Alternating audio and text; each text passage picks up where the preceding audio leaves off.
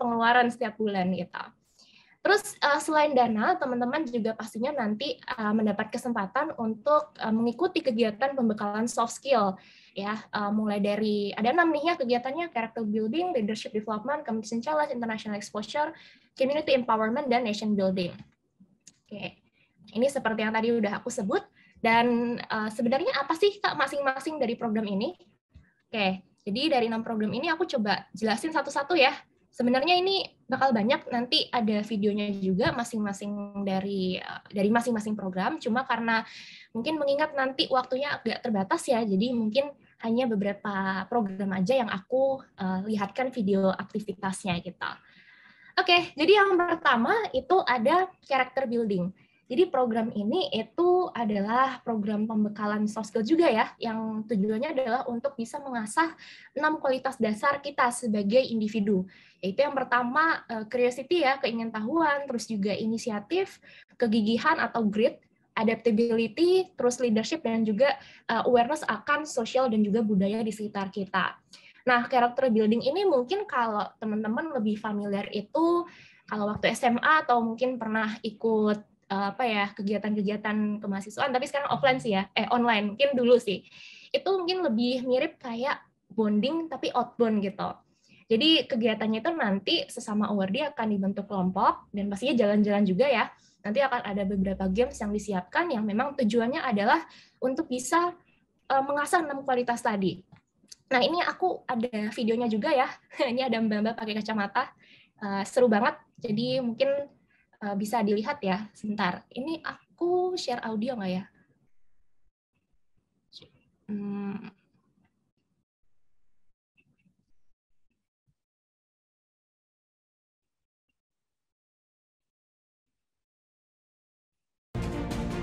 Oke. Nah, jadi ini sekilas video tentang aktivitas character building ya. Nah, seru banget kita jalan-jalan ke hutan.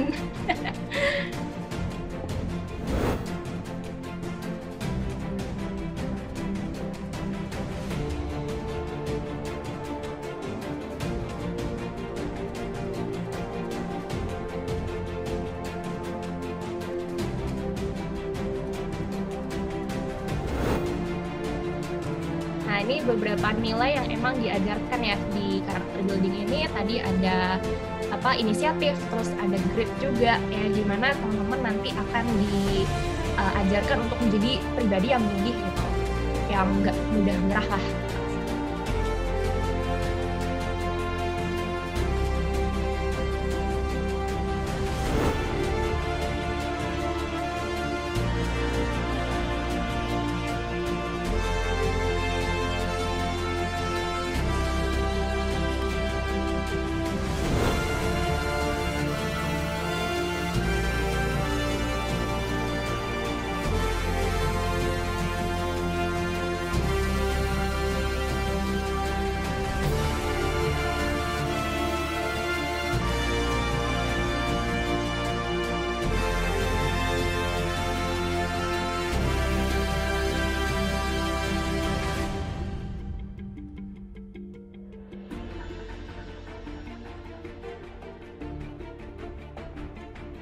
Itu tadi ya sedikit cuplikan aktivitas dari program character building yang pertama.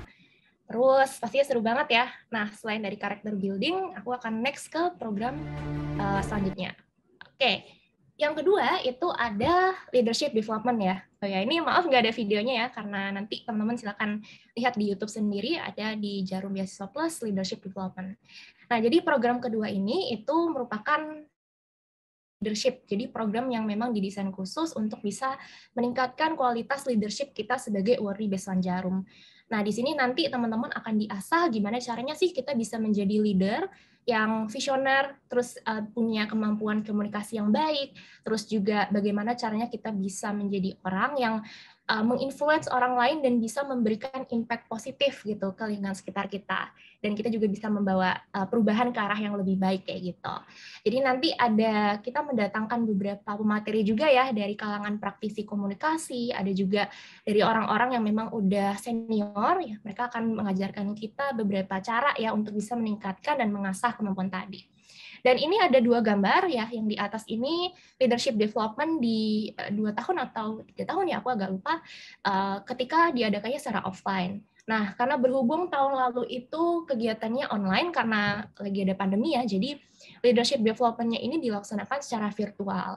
Nah, cuma meskipun virtual, mungkin ini tidak seperti Zoom normal ya, maksudnya nggak kayak yang kita cuma ngeliat Zoom gitu, nggak juga gitu. Jadi leadership development online ini tetap dirancang gimana caranya tetap bisa interaktif gitu seluruh sesinya. Jadi teman-teman juga akan bisa merasakan vibes dari the real acara leadership development-nya. Nanti akan ada interaksi juga sama Wordies yang lain, ada beberapa kegiatan. Jadi tetap meskipun online tapi tidak menghilangkan esensi dari acara leadership development-nya. Nah, next ya, itu selain dari leadership development, ada competition challenge. Nah, competition challenge ini itu adalah rangkaian kegiatan kompetisi ya yang diwadahi oleh Besuan Jarum yang tujuannya untuk mengasah teman-teman yang pengen punya jiwa kompetisi yang kuat gitu. Nah, di competition challenge ini ada 2 kompetisi yang diselenggarakan. Yang pertama ada writing competition dan yang kedua ada vlog competition. Nah, kalau dilihat dari variasi lombanya ya ini udah pasti Besuan Jarum itu kita tidak hanya fokus ke orang yang berprestasi akademik aja gitu kan, tapi juga kita mewadahi teman-teman yang memang punya talent gitu di non akademik kayak skill video gitu kan, terus mungkin yang lebih ke bidang seni gitu ya. Jadi itu benar-benar di-appreciate banget sama Jarum melalui penyelenggaraan competition ini. Nah, yang pertama writing competition. Jadi sesuai dengan namanya ini kompetisi menulis ya.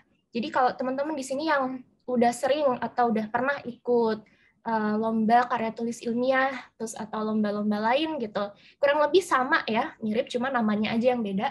Jadi nanti di sini teman-teman akan berlomba untuk menyampaikan gagasan secara tertulis. Untuk apa? Untuk bisa mencari permasalahan yang ada di sekitar dan teman-teman mempropos solusi apa sih yang sekiranya teman-teman punya untuk bisa mengatasi permasalahan itu. Dan nanti writing competition ini pastinya diikuti oleh seluruh awardees ya. Dan nanti tahapnya ada 2 ya. Jadi pertama teman-teman akan dilombakan di tahap regional dulu, baru nanti masuk ke tahap nasional. Nah, regional ini kalau di Jarum itu so far ada 4 region ya. Kita suruh awardees dibagi menjadi 4 region. Ada Jakarta, terus ada Semarang, Bandung, dan juga Surabaya. Nah, kalau UB itu nanti masuknya ke regional Surabaya. Jadi semisal teman-teman nanti amin ya keterima jadi salah satu awardee Besuan Jarum, terus ikut writing competition, itu akan lomba dulu nih sesama teman-teman awardees lain di level region Surabaya ya, dan pastinya nanti akan ada seleksinya dulu sebelum nanti teman-teman dilombakan ke situ. Baru semisal nanti teman-teman menang ya, misalkan amin, baru nanti dilombakan lagi ke tahap nasional yang dimana teman-teman akan bertemu dengan awardee lain, finalis lah ya, finalis awardee lain dari region-region selain Surabaya. Baru nanti setelah itu akan dipilih beberapa pemenang. Ya, ini ada 3 pemenang, tapi sebenarnya kayaknya lebih sih ya, cuma kalau di infonya itu ada 3, ada juara 1, 2, 3, dan masing-masing pemenang itu dapat hadiah yang gede juga. Ya, juara satunya tuh kalau nggak salah 20 juta ya. Juara 2-nya juga pasti kan hampir segitulah ya. Jadi kapan lagi nih teman-teman yang punya sering ikut lomba dan punya passion nulis gitu kan, silahkan nanti bisa ikut lomba ini dan barangkali dapat kesempatan untuk mendapatkan hadiah yang besar tadi ya. Dan yang kedua, selain dari writing competition itu ada lomba vlog competition. Ya, jadi sesuai namanya lomba ini nanti teman-teman yang suka hobi moto-moto ya, yang narsis mungkin nggak narsis ya, yang hobi fotografi atau hobi bikin video dokumenter gitu, nanti bisa juga ikut vlog competition ini. Nah, sama seperti writing competition, nanti vlog competition ini juga akan diseleksi dulu ya, jadi teman-teman nanti semacam mengupload video lah gitu kan, video dan summary atau sinopsis dari videonya itu, dan biasanya nanti temanya akan ditentukan gitu. Jadi kalau di 2 tahun sebelumnya itu temanya kalau nggak salah tentang Indonesia. Jadi teman-teman nanti bisa nih membuat video yang gimana caranya bisa nge-showcase keberagaman budaya yang ada di Indonesia. Nah, budaya ini macam-macam ya, bisa misal makanan daerah gitu, atau mungkin teman-teman berkunjung ke suatu daerah, terus habis itu ngesorot bagaimana budaya di situ, dan juga apa kearifan lokalnya, kayak gitu-gitulah ya. Itu nanti teman-teman yang tertarik bisa ikut itu, dan nanti sama seperti writing competition akan diseleksi, terus akan dipilih 10 finalis ya, dan ini berkelompok. Oh ya, beda sama writing competition, kalau writing competition itu individu, kalau vlog competition ini berkelompok ya, maksimal 3 orang, sama seperti yang ada di gambar. Nanti kalau misalkan masuk finalis, itu teman-teman akan berkesempatan untuk mengikuti workshop sama praktisi yang ada, yang udah ahli lah di bidang pervideoan ya. Baru nanti akan dipilih 3 pemenang terbaik ya dari masing-masing finalis yang ada. Dan dapat hadiah yang gede juga ya, kalau nggak salah 15 jutaan gitu buat juara satunya, dan juara 2, juara 3-nya juga pasti kan kurang lebih hampir segitu ya. Jadi pastinya menarik banget. Oke, dan yang kelima ada international exposure. Nah, dari namanya ini adalah program yang memang dibuat oleh Jarum Beasiswa Plus untuk memfasilitasi teman-teman yang pengen berkompetisi di level internasional. Nah, teman-teman di sini yang mungkin mau jalan-jalan ya ke luar negeri, itu teman-teman punya kesempatan nih untuk bisa jalan-jalan gratis ketika teman-teman jadi awardee. Ya, tapi pastinya harus mengikuti kompetisi dulu. Nah, bentuk kompetisinya itu seperti apa? Kalau teman-teman mungkin di sini udah beberapa ada yang tahu ya, kayak lomba MUN ya, model United Nations. Nah, ini kurang lebih sama. Ya, jadi nanti teman-teman itu akan kurang lebih kayak miniaturnya MUN gitu ya. Teman-teman nanti akan mendiskusikan isu atau permasalahan global apa sih yang sedang menjadi concern, dan nanti teman-teman juga akan memberikan gagasan solusi untuk bisa menyelesaikan permasalahan itu. Dan pastinya nanti lombanya ini bukan hanya level nasional ya, tapi level internasional. Jadi nanti teman-teman akan bertemu delegates lain dari negara selain Indonesia. Dan ini juga sama seperti competition challenge ya, nanti akan ada seleksinya pastinya, karena kalau 500 orang ikut kan nggak mungkin ya. Jadi pasti ada seleksinya, teman-teman yang tertarik untuk ikut nanti bisa ikut ya, tapi harus jadi awardee dulu. Terus jangan khawatir ya, nanti biaya akomodasi, terus juga biaya perjalanannya semua ditanggung secara gratis oleh Jarum Beasiswa Plus. Jadi kapan lagi ya kita bisa punya kesempatan untuk jalan-jalan keliling dunia, terus dapat pengalaman juga tuh untuk bisa ikut kompetisi level internasional. Nah, ini seperti yang teman-teman lihat di gambar, ini ada 2 ya, ada yang di atas ini di Sydney, di Australia, dan yang di bawah ini beberapa tahun kemarin itu juga ke Roma. Dan kalau nggak salah di tahun 2020 kemarin itu MUN-nya di Jepang. Nah, jadi tahun depan bisa jadi ya mungkin bisa ditebak ya, pasti selain dari ini, dan pastinya bakal seru banget sih ya program international exposure ini. Oke, next yang keenam itu ada community empowerment. Jadi sesuai namanya ya, community empowerment. Ini adalah program hibah ya. Jadi bantuan dana lah gitu yang diberikan oleh Jarum Beasiswa Plus untuk teman-teman yang memiliki program yang bisa memberdayakan komunitas di sekitar kita. Jadi memberdayakan ini bisa banyak ya, bisa misalkan teman-teman ini mau memberikan program edukasi gitu kan, atau penyuluhan terkait apapun itulah ya, atau misal teman-teman punya misal gini, punya waktu kuliah bikin ini contoh aja ya, misal mesin apa ya buat ya bikin suatu temuan, terus nanti teman-teman bisa kerjasama gitu sama petani yang dimana nanti mungkin bisa mengefektifkan hasil panennya gitu menjadi lebih mudah misalkan ya, atau banyak banget sih yang lain-lain, tadi aku cuma contoh ngasal aja gitu.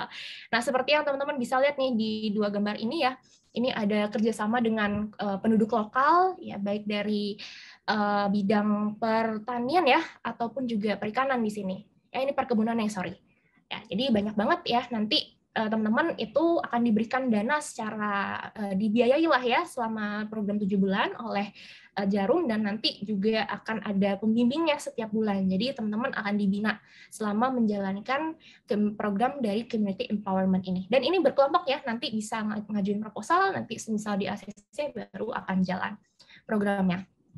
Nah, terus yang terakhir itu ada nation building ya. Jadi ini merupakan rangkaian terakhir dari keseluruhan rangkaian program yang diadakan oleh Jarum Beasiswa Plus, yang dimana tujuan dari kegiatan ini adalah untuk memberikan soft skill ya kepada teman-teman terkait dengan wawasan kebangsaan. Itu jadi harapannya adalah ini sebenarnya menjadi salah satu langkah supaya nanti kita sebagai awardee ketika sudah selesai masa awardee-nya lah ya, kita semua teman-teman awardee nanti udah bisa lebih siap gitu untuk terjun ke dunia kemasyarakatan gitu. Jadi penting banget ya menguatkan wawasan kebangsaan tadi, karena pada akhirnya kan kita juga akan berkontribusi ya untuk membangun Indonesia. Nah, kayak gitu. Dan ini nation building nanti bukan hanya acara yang kayak digambar ya, nanti juga akan ada cultural visit ke Kudus. Ya, Kudus itu base camp-nya Jarum ya, kalau teman-teman udah tahu. Nanti akan visit ke sana, baru nanti akan mengikuti program nation building ini. Nah, ini selain dari tadi ya, ada pemaparan soft skill, tapi nanti juga akan ada gestarnya. Jadi, ini seru banget ya pastinya. Dan harapannya sih tahun depan bisa normal ya, jadi kita bisa ikut nation building secara offline kayak yang ada di gambar gitu. Nah, oke, next-nya karena tadi kita udah tahu nih ya, teman-teman udah tahu program apa aja sih yang ditawarin oleh Jarum Beasiswa Plus. Terus gimana sih cara untuk bisa menjadi salah satu awardee dari Jarum Beasiswa Plus? Pastinya ada persyaratannya ya. Yang pertama, teman-teman ini harus berasal dari mahasiswa S1 atau D4 setaranya ya. Dan harus dari semester 4 gitu. Jadi teman-teman yang di sini masih semester 3 ya benar ya, atau semester ya pokoknya sebelum semester 4 lah, itu masih punya banyak kesempatan gitu untuk bisa mempersiapkan diri sebelum nanti akhirnya mendaftar program beasiswa di tahun selanjutnya. Jadi biasanya program beasiswanya tuh bakal dibuka pertengahan semester depan ya. Jadi silakan dipersiapkan dari sekarang. Terus selain itu yang kedua, teman-teman juga harus memiliki IPK minimal 3,2 dari semester 1 sampai semester 3. Nah, dan di sini aku yakin ya teman-teman Filkom di sini semua udah cerdas-cerdas lah ya, pasti IPK minimum ini mungkin tidak jadi halangan gitu ya untuk teman-teman bisa mendapatkan kesempatan untuk daftar dan menjadi salah satu bagian dari Beasiswa Jarum. Ya, dan yang ketiga selain dari IPK, teman-teman juga harus aktif berorganisasi. Nah, kenapa sih harus aktif? Karena ya lagi-lagi ya, Jarum Beasiswa Plus ini mereka tidak hanya mencari orang yang bagus aja dari sisi akademiknya, tapi juga non-akademiknya gitu ya. Maksudnya simpelnya bukan hanya aktivitas di dalam kelas, tapi juga di luar kelasnya gitu. Jadi bisa menilai nih bagaimana sih seorang individu itu bisa berkontribusi memberikan impact terhadap sekitarnya, bukan hanya belajar aja kan ya. Jadi teman-teman di sini bukan hanya berorganisasi, tapi kalau misalkan terlibat di komunitas atau organisasi eksternal ya, nggak harus di organisasi yang kemahasiswaan di dalam kampus itu nggak harus ya. Kalau punya organisasi eksternal ataupun komunitas-komunitas yang juga misal berjalan di komunitas hobi itu juga nggak masalah ya, selama teman-teman nanti bisa ditulis aja gitu di form pendaftarannya segala bentuk aktivitas organisasi dan komunitas yang teman-teman ikutin ya, supaya bisa menunjukkan kalau teman-teman itu adalah orang yang aktif gitu dan nggak hanya belajar aja tapi juga bisa membalance gitu antara akademik dan non akademiknya. Nah, selanjutnya yang keempat pastinya itu teman-teman tidak boleh menerima beasiswa dari pihak lain ya. Kenapa ya? Karena nanti kalau misalkan teman-teman ketahuan nih ya setelah jadi awardee terus ternyata dapat beasiswanya double. Nah, itu nanti konsekuensinya universitas teman-teman bisa di blacklist. Jadi jangan sampai ya karena mungkin keegoisan kita nih pengen dapat hadiah banyak, bukan hadiah ya, pengen dapat benefit banyak ya. Tapi akhirnya kita jadi merugikan dan menzolimi banyak orang gitu. Sehingga adik tingkat kalian nanti nggak bisa daftar program beasiswa Jarum di tahun selanjutnya. Ya, jadi daripada merugikan orang lain, lebih baik teman-teman yang memang udah dapat beasiswa memberikan kesempatannya kepada teman-teman lain yang memang belum mendapatkan kesempatan itu. Dan yang kelima pastinya teman-teman harus kuliah di mitra perguruan tinggi program Jarum Beasiswa Plus. Nah, mitranya ini ada banyak ya, kalau nggak salah ada 92 perguruan tinggi yang bermitra dengan Jarum Beasiswa Plus. Salah satunya Universitas Brawijaya ya. Jadi aman banget, silakan teman-teman dari UB daftar aja. Dan kalau misal mau melihat universitas lain, bisa dicek di websitenya ya, jarumbeasiswaplus.org atau di Google aja cari Mitra Perguruan Tinggi Jarum Beasiswa Plus, itu nanti bakal kelihatan ya semua daftar mitra-mitra perguruan tinggi yang memang eligible gitu di program Jarum Beasiswa Plus ini. Oke, nah lanjut, kalau tadi persyaratan, terus tahapannya gimana sih Kak? Jadi ada 4 tahapan ya, sebenarnya ada 3 sih, cuma anggap aja pengumuman itu masuk tahapan. Ya, yang pertama ada seleksi berkas, terus yang kedua ada tes tulis, yang ketiga ada interview, dan yang terakhir baru pengumuman. Nah, sebenarnya kalau offline itu tahapnya ada 5 ya. Cuma karena sekarang online itu jadi ya di simplify lah ya tahapnya, yang tadinya ada kalau nggak salah tuh ada kayak seleksi grup gitu ya. Jadi setelah tes sebelum interview itu nanti akan ada satu seleksi lagi, baru nanti kalau lolos masuk ke interview. Dan kalau offline itu tesnya itu dalam satu hari yang bersamaan. Jadi teman-teman nanti tes tulis ya, terus akan melihat hasilnya secara live gitu. Siapa yang gugur dan siapa yang lanjut ya. Jadi benar-benar kayak Squid Game ya. Benar-benar bisa merasakan gitu tense-nya. Cuma karena ini online, jadi tahapannya dipersingkat, dan nanti teman-teman bisa mendapatkan pengumumannya itu secara online juga, dikirim via email dan juga SMS kalau dari Jarum Beasiswa Plus. Nah, ini untuk masing-masing lama durasinya ya, bisa dilihat kalau seleksi berkas paling lama dan paling mudah ya, nanti aku akan jelaskan juga masing-masing dari tahapnya. Nah, yang pertama tahap seleksi berkas. Jadi ini merupakan tahap yang menurut aku paling mudah, effortless ya. Jadi teman-teman nggak perlu nyiapin apa-apa ya, nggak perlu siap-siap buat tes tulis segala macam. Cukup menyiapkan form pendaftaran aja gitu, dan beberapa berkas yang memang dibutuhkan sebagai syarat administratif. Ya, diantaranya ada yang pertama berkas form pendaftaran online. Jadi form pendaftaran online ini nanti isinya adalah ya basic ya, kayak ada identitas, terus juga teman-teman nanti bisa mengisi, ditanya tuh pengalaman organisasinya apa, komunitasnya apa, ada juga pengalaman kerja atau magang ya, teman-teman yang udah start juga boleh nulis. Terus ada juga nanti beberapa isian singkat gitu tentang motivasi kenapa daftar beasiswa, terus juga minat dan bakat kalian, itu juga nanti ada ditulis. Pokoknya form pendaftaran online ini nanti itu diisi secara online ya, baru setelah itu nanti teman-teman itu ngeprint tuh. Nanti setelah daftar formnya nanti bakal ngeprint dan ngeprint dokumen formnya ya. Nah, ini memang agak beda sih ya, kalau Jarum Beasiswa Plus ini nggak online gitu sistem pengiriman berkasnya. Jadi nanti semua berkas ini itu akan dikirim ke kantor kepengurusan dari Jarumnya itu sendiri buat nanti diseleksi.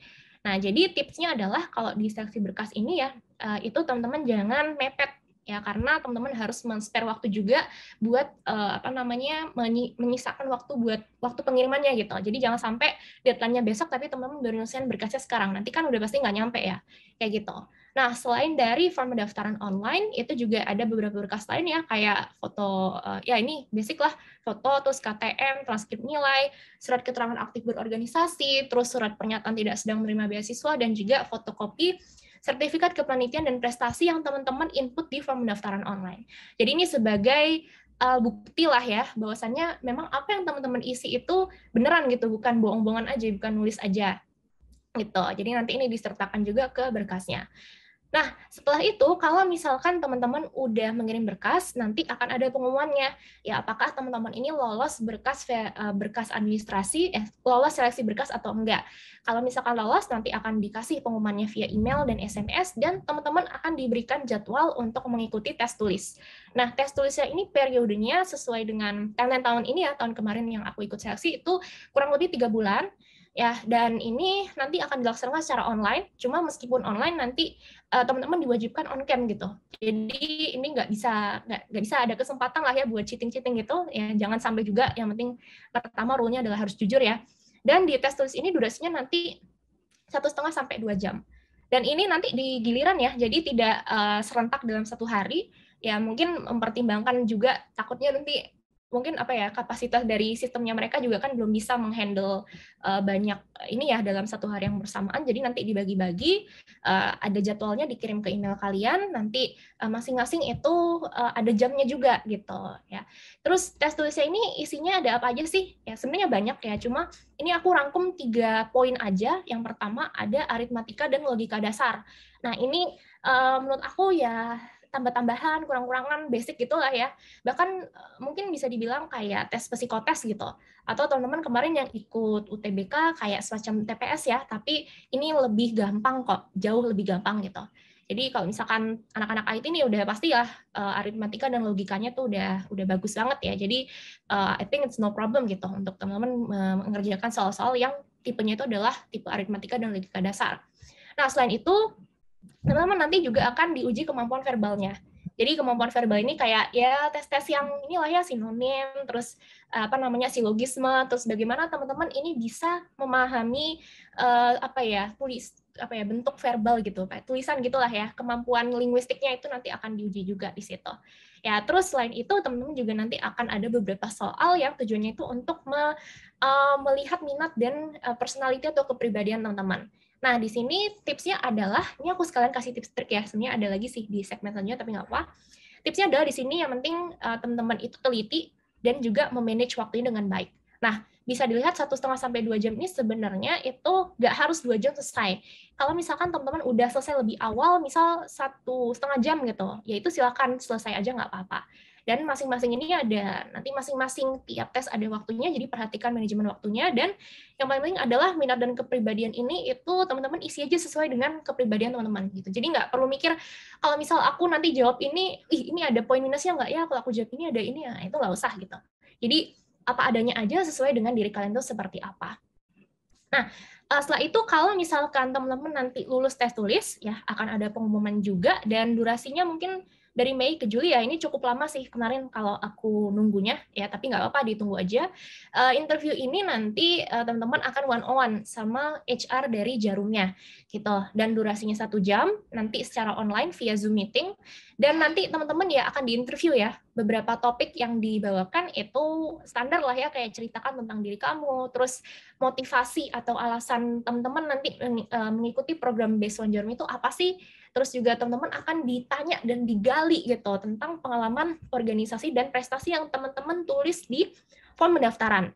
Nah, makanya itu tadi kenapa aku bilang di form pendaftaran itu sebisa mungkin teman-teman isi dengan sedetail dan seteliti mungkin dan sebenar-benarnya gitu. Karena nanti berkas itu akan dipakai oleh HR untuk sebagai dasar untuk melakukan interview dengan kalian gitu. Jadi nanti banyak ya ditanya, bukan hanya pengalamannya aja ya. Kemarin teman-teman juga udah belajar dan dapat tips ya di hari sebelumnya gimana cara acing scholarship interview. Ya teman-teman, di sini tipsnya adalah tidak hanya menjelaskan gitu. Aku di sini aktivitasnya ngapain aja. Oh, aku misal jadi kadif ini, terus aku jadi panitia di sini. Tapi teman-teman di sini juga bisa menjelaskan kontribusi apa sih yang teman-teman berikan terhadap kepanitiaan itu atau organisasi itu. Ya, jadi kemarin juga mungkin ya kalau teman-teman udah tahu nanti formulanya pakai STAR ya. Jadi ada situation, task, action, dan juga result-nya gitu. Jadi di sini teman-teman bisa lihat kalau teman-teman itu bukan hanya sekedar mementingkan kuantitas ya, tapi juga kualitas dari aktivitas yang kalian ikutin. Bagaimana teman-teman bisa memberikan kontribusi terhadap itu. Itu yang akan menjadi tolak ukur penilaian dan kualitas kalian terhadap aktivitas organisasi yang diikutin. Dan yang keempat itu adalah rencana jangka panjang. Ya? Mohon maaf Kak, ini waktunya hampir habis. Oh ya, oke. Oke, udah sih, udah mau habis. Ini berapa menit lagi? 1 menit boleh Kak. Oh, 1 menit. Oke. Udah, ini interview ya. Dikit aja last tips and trick. Ini be prepare, teliti, show your talent, pede aja. Terus juga jujur jadi diri kalian sendiri. Dan yang terakhir itu adalah berdoa ya, minta doa restu sama orang tua. Terus juga ya intinya adalah ya berdoa untuk yang terbaik ya. Dan teman-teman pasti apakah sudah siap untuk jadi the next Based on Jarum? Ya, jangan lupa kalau misalkan teman-teman mau jadi Wordy Based on Jarum, silahkan ikutin informasi kita di lini masa kita yang ada di IG Jarum Beasiswa Plus dan jarumbeasiswaplus.org ya di websitenya. Nah, ingat ya, hidup kita itu sementara dan masa muda kita juga terbatas, tapi opportunity atau kesempatan itu tidak ada batasnya. Ya, jadi selama ada kesempatan, silakan dimanfaatkan dengan sebaik mungkin. Dan mungkin, maaf ya, ini terbatas waktunya, tapi tadi udah habis kok penjelasannya, nggak apa-apa. Jadi, misal nanti ada teman-teman yang mau nanya tentang Based on Jarum, boleh reach aku via LinkedIn ya, di linkedin.com/in/hanifaputri. Dan nanti kita bisa discuss banyak hal, bukan hanya dari Based on, dari hal lain juga nggak masalah. Nanti aku akan refer ke kontak pribadi aku untuk kita bisa bicara-bicara lebih banyak lagi. Ya, mungkin itu aja sih ya dari aku. Sorry ya teman-teman, mungkin tadi nggak bisa nyampein semuanya. Terima kasih, kurang lebihnya mohon maaf. Assalamualaikum warahmatullahi wabarakatuh. Aku kembalikan lagi ke moderator. Waalaikumsalam warahmatullahi wabarakatuh.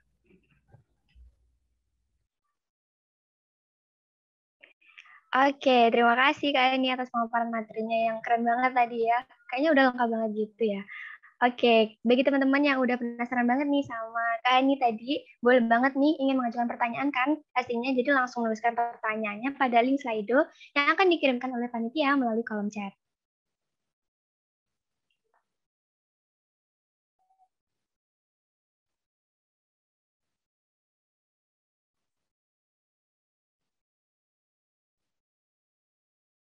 Oke, teman-teman mungkin ditunggu sebentar ya. Ini ada kendala dikit. Oke, sambil nunggu panitianya kirim link nih, aku mau ngobrol sama Kak ini, boleh nggak nih Kak ini? Boleh, monggo.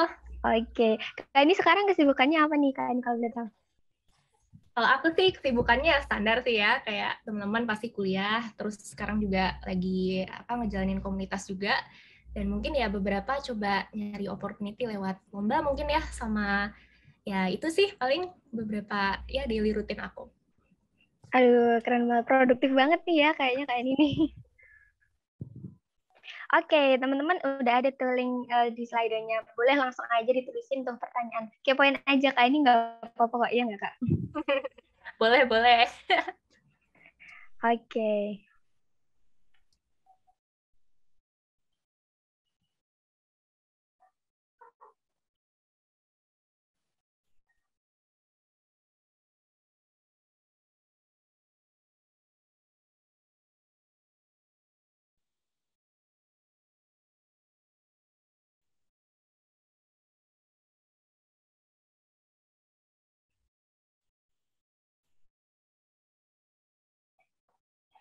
Oke, kita tunggu aja nih teman-teman. Jadi nggak usah khawatir ya nanti bakal dijawab sama Kak ini langsung nih sama Wardi dari Beasiswa Jarum Plus. Kapan lagi kan bisa tanya-tanya langsung nih.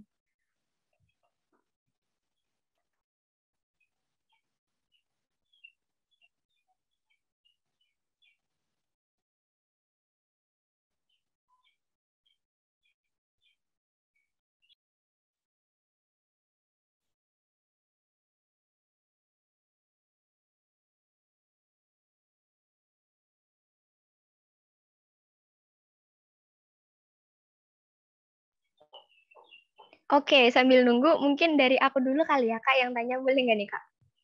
Boleh, silakan. Aduh, udah ada ternyata Kak. Oke, nanti aku next aja kali ya. Oke, aku mungkin bacain yang pertama nih, ada dari Anonymous nih. Apa saja sih Kak kendala yang Kakak alami saat melakukan persiapan untuk mendaftarkan beasiswa? Untuk Kak ini boleh langsung aja dijawab nih. Kalau kendala ya sebenarnya alhamdulillah sih kemarin selama persiapan itu nggak ada kendala. Ya nggak ada sih ya kalau dari segi teknis ya, terus juga persiapannya lancar aja. Karena yang penting teman-teman tadi kuncinya prepare ya. Kalau misalkan prepare itu pasti kendala apapun itu bisa di prevent lah ya gitu. Jadi masih ada waktu gitu buat bisa mengatasi itu. Coba kalau dari kemarin sih aku nggak ada ya. Paling lebih ke ini sih, lebih bukan kendala ya, tapi challenge aja gitu waktu ngikut tes tulis dan juga interview ya. Ini mungkin agak personal ya. Jadi kebetulan emang kemarin aku itu lagi ada ponakan ya di rumah, jadi kondisi di rumah itu agak kurang kondusif gitu. Jadi challenge-nya itu adalah gimana caranya bisa mengerjakan seleksi ini dengan kondusif gitu. Jadi harus nyari waktu yang benar-benar kapan nih ponakan-ponakan tidur gitu kan, biar suara-suaranya nggak masuk segala macam. Paling challenge-nya di situ aja sih, tapi itu faktor eksternal ya. Nah, pasti ini teman-teman juga nanti ya silahkan disesuaikan aja gitu. Kalau rumahnya berisik ya bisa coba ngungsi dulu ke tempat lain gitu. Karena penting banget ya nanti waktu interview itu jangan sampai teman-teman ada di kondisi ruangan yang kondusif gitu ya. Jangan sampai berisik karena itu nanti bakal mempengaruhi penilaiannya juga waktu interview. Gitu sih. Kalau kendala ya paling itu aja ya, challenge sih aku bilang. Kalau kendala alhamdulillah nggak ada kemarin. Ya itu. Oke, emang resiko online kayak gitu ya Kak ya, harus benar-benar Betul. nyari itu. Dan ini ya, plus lagi kuota tolong disiapin. Jangan sampai nanti kalau mati lampu ya, nanti tiba-tiba ini kan panik. Cuma jangan khawatir ya kalau tes tulis itu nanti semisal in case nanti di tengah, jangan sampai sih ya, nanti mati lampu atau gak ada sinyal, itu jawabannya udah di-save. Jadi nggak masalah, nanti silakan hubungin aja gitu. Kontaknya dari panitia Jarum nanti bakal dibantu. Gitu. Oke, kita next ke pertanyaan selanjutnya nih. Ada dari NR nih Kak. Permisi Kak, izin bertanya. Kalau boleh tahu organisasi apa saja yang Kakak ikut selama ini? Terima kasih Kak. Boleh, Kak, ini boleh langsung jawab nih. Oke, thank you NR ya nih, nggak ada namanya nih. Oke, aku panggil aja NR. Kalau organisasi sih, mungkin sejak SMA ya. Kalau dari SMA itu dulu aku memang udah aktif di organisasi. Dulu pernah di apa namanya MPK juga. Kebetulan waktu itu jadi lead-nya juga di MPK. Terus habis itu aku juga dulu udah sempat aktif ikut beberapa kepanitiaan yang ada di tingkat sekolah. Dan di kuliah itu aku juga ini kok salah satu dari anak BEM juga dulu ya, kayak Ajeng nih mungkin sama kayak teman-teman yang lain ya. Jadi organisasi yang aku ikutin sebenarnya nggak begitu banyak yang 19 gitu ya, nggak sih. Ya cuma ikut BEM, ya waktu di semester awal aku ikut staf muda ya. Nah ini nggak tahu ya nih staf mudanya udah jalan belum nih BEM ya. Atau mungkin ada himpunan juga yang buka kesempatan untuk jadi staf muda ya buat teman-teman yang mahasiswa baru itu diikutin aja. Itu bagus banget ya buat bisa teman-teman itu menimba pengalaman waktu menjadi maba, banyak banget ya apa namanya benefit yang bisa didapat, mulai dari ya kenalan sama teman-teman beda prodi, terus juga bisa kenal sama kakak tingkat, terus teman-teman juga bisa dapat ya insight lah ya itu dari orang-orang yang memang udah lebih berpengalaman gitu kan. Kalau kakak tingkat kan pasti udah pengalaman ya di dunia perkuliahan, nanti teman-teman bisa tuh manfaatin kesempatan buat misalkan nanya-nanya tentang Oke. soal gitu-gitu ya segala macem lah. Nah, terus abis itu dari staf muda itu di tahun depannya aku ikut staf jadi staf Pemadia ya. Ya pada di tahun lalu sih di BEM juga. Terus di situ aku juga megang beberapa kepanitiaan. Ya salah satunya mungkin kepanitiaan BEM juga nih yang lagi jalan ya ada Villa Fest dan ada beberapa kepanitiaan lain juga. Ya mungkin kalau disebutin salah satu agak ini ya banyak. Dan di tahun ke berapa ya? Tahun ini ya, aku kebetulan nggak ikut organisasi apa-apa, jadi aku hanya fokus ngejalanin komunitas aja di GDSC ya. Kalau teman-teman mungkin udah tahu, yang belum join, join dulu ya. Jadi membernya, terus di komunitas BCC juga yang memang lebih fokus ke arah persiapan pasca kampus aja. Itu. Dan itu aja sih paling organisasi aku ya, nggak yang banyak banget ya, tapi lagi-lagi kuncinya itu adalah bagaimana kualitas yang kita berikan gitu pada aktivitas yang kita ikutin tadi. Jadi jangan sampai kan pastinya buat apa gitu ya kita ikut banyak aktivitas organisasi ataupun kepanitiaan tapi kalau ya udah gitu tidak ada impact yang kita berikan terhadap itu. Jadi lebih baik ya sebenarnya dua-duanya ya kualitasnya bagus, kuantitas juga bagus tapi kalau dua-duanya biasanya nanti bakal meninggal gitu.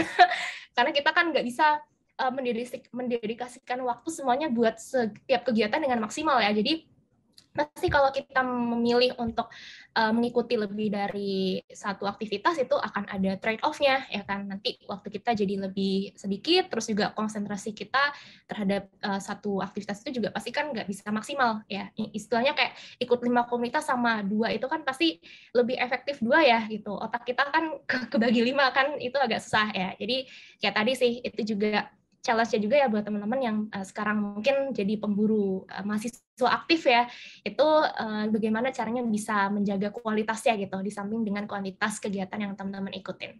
Gitu. Hopefully menjawab ya. Ya, semoga menjawab ya teman-teman. Tapi sayang banget nih, tadi pertanyaan dari NR, karena keterbatasan waktu jadi pertanyaan yang terakhir nih. Tapi tenang aja, buat teman-teman, nanti pertanyaannya akan direkap sama panitia, terus jawabannya akan dikasih melalui grup peserta. Oke deh. Mungkin untuk panitia bisa diturunkan dulu untuk share screen slide-nya.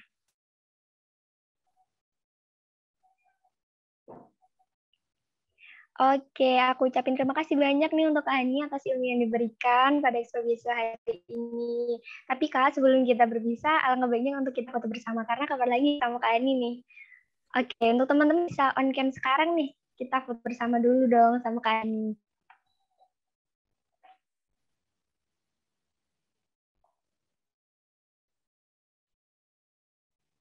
Teman-teman.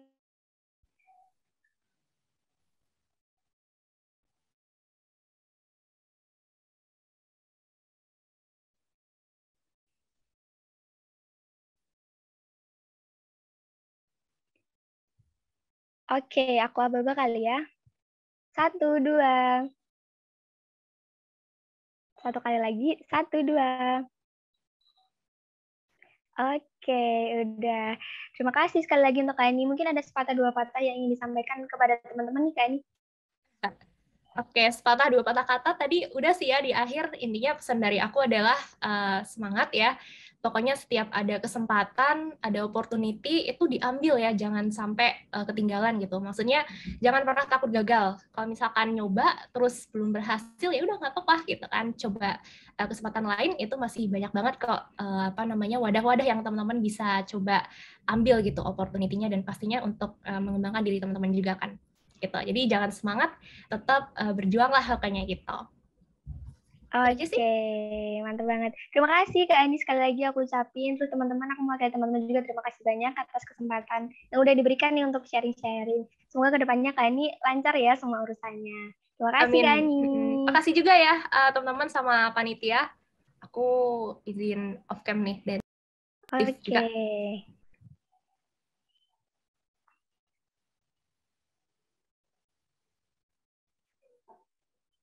Oke, teman-teman, tadi kan udah kita dengerin nih beasiswa Jarum Plus. Nah, sekarang kita next ke beasiswa selanjutnya nih. Ada beasiswa Bakti BCA Kak Reza Syaputra. Halo Kak Reza. Halo. Halo Kak Reza, apa kabar nih Kak? Ya. Halo. Halo Kak Reza. Oke. Ya, soalnya di sini internetnya kayak namanya agak bermasalah sih, cuman kayaknya nggak masalah. Oke, aman nih Kak. Jadi udah siap nih Kak ya mau sharing-sharing nih? Udah dong, udah agak sabar banget nih sharing-sharing pengalaman bakti basic aku ke teman-teman beasiswa Hunter ya. Oke, mantap banget. Jadi karena teman-teman udah nggak sabar juga nih pastinya nih. Untuk Kak Reza, saya persilakan untuk memaparkan materinya. Oke, selamat siang teman-teman peserta Spotify. Mungkin sambil bisa dibantu teman-teman operator untuk share screen ya. Jadi aku mau ucapkan terima kasih buat teman-teman peserta Spotify yang telah join di breakout room kita, beasiswa Bakti BCA dan juga Jarum. Dan di sini aku sebagai salah satu awardee beasiswa Bakti BCA tahun 2020 sebenarnya. Jadi mungkin agak telat setahun, but it's okay karena di sini aku posisinya sebagai alumni ya sekarang. Kayak gitu. Mungkin langsung aja kita kenalan lebih dekat lagi dengan Bakti BCA itu apa, terus program-programnya ngapain aja, persyaratan, dan lain sebagainya sampai bisa aku jadi salah satu awardee-nya kali ya. Gitu. Oke, mungkin bisa next. Ya, jadi untuk pemaparanku untuk siang hari ini sebenarnya ada 4 poin utama, tapi nanti aku lebih banyak ke cerita karena mohon maaf juga karena keterbatasan waktu kemarin, jadi untuk PPT-nya masih kurang poin gitu mungkin. Cuman untuk in general, aku mau bahas tentang kenalan diri tentunya, terus deskripsi singkat, pengalaman sama tips and trick dari aku sebagai Wardi Bakti BCA. Ya, jadi selamat siang sekali lagi aku ucapkan. Perkenalkan, nama aku Reza Syaputra. Mungkin bisa sambil di next. Aku dari Teknik Informatika 2018 dan sebagai awardee Bakti BCA tahun 2020-2021 dan emang sekarang statusnya udah sebagai alumni awardee. Terus kesibukanku sekarang ya sebagai mahasiswa akhir ngerjain skripsi, organisasi, magang segala macam, tapi bikin pusing, but it's okay, nanti kalian bakal nemu masanya sendiri, jadi nikmatin aja masa yang sekarang, ngapain gitu musingin yang belum kejadian. Oke, mungkin itu untuk pengenalan singkat dari aku, bisa di next. Ya, jadi yang selanjutnya kita kenalan lebih dekat lagi tentang Bakti BCA, dan Bakti BCA itu apa, di next.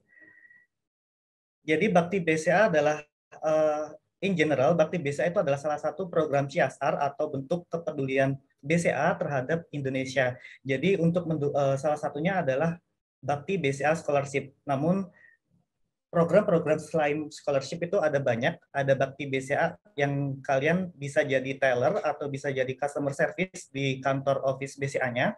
Terus teman-teman juga ada yang namanya Bakti BCA Magang. Nah, di situ Bakti BCA Magang teman-teman bisa langsung pengalaman kerja selama 1 tahun di kantor BCA.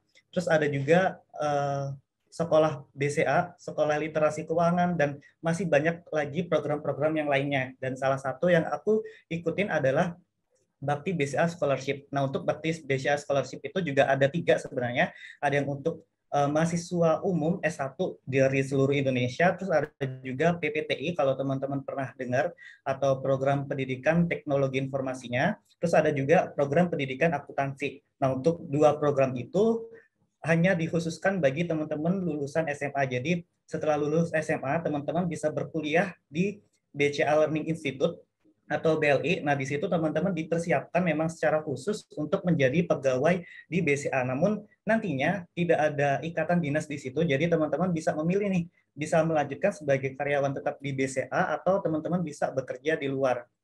Dan itu tentunya secara gratis, dan tapi itu sudah kelewat kali ya masanya, karena hanya diperuntukkan bagi lulusan SMA. Namun di sini Reza bakal lebih banyak ngomongin soal BCA scholarship untuk mahasiswa S1 kayak gitu. Nah, mungkin bisa di next, itu adalah sedikit informasi dari Bakti BCA. Dan sebelumnya di sini Reza juga mohon maaf karena keterbatasan informasi dari Bakti BCA itu sendiri, dan memang dari BCA itu sedikit privacy terhadap data-data termasuk Bakti BCA-nya. Jadi mungkin informasi yang Reza paparkan untuk siang hari ini hanya berdasarkan pengalaman Reza aja selama menjadi awardee.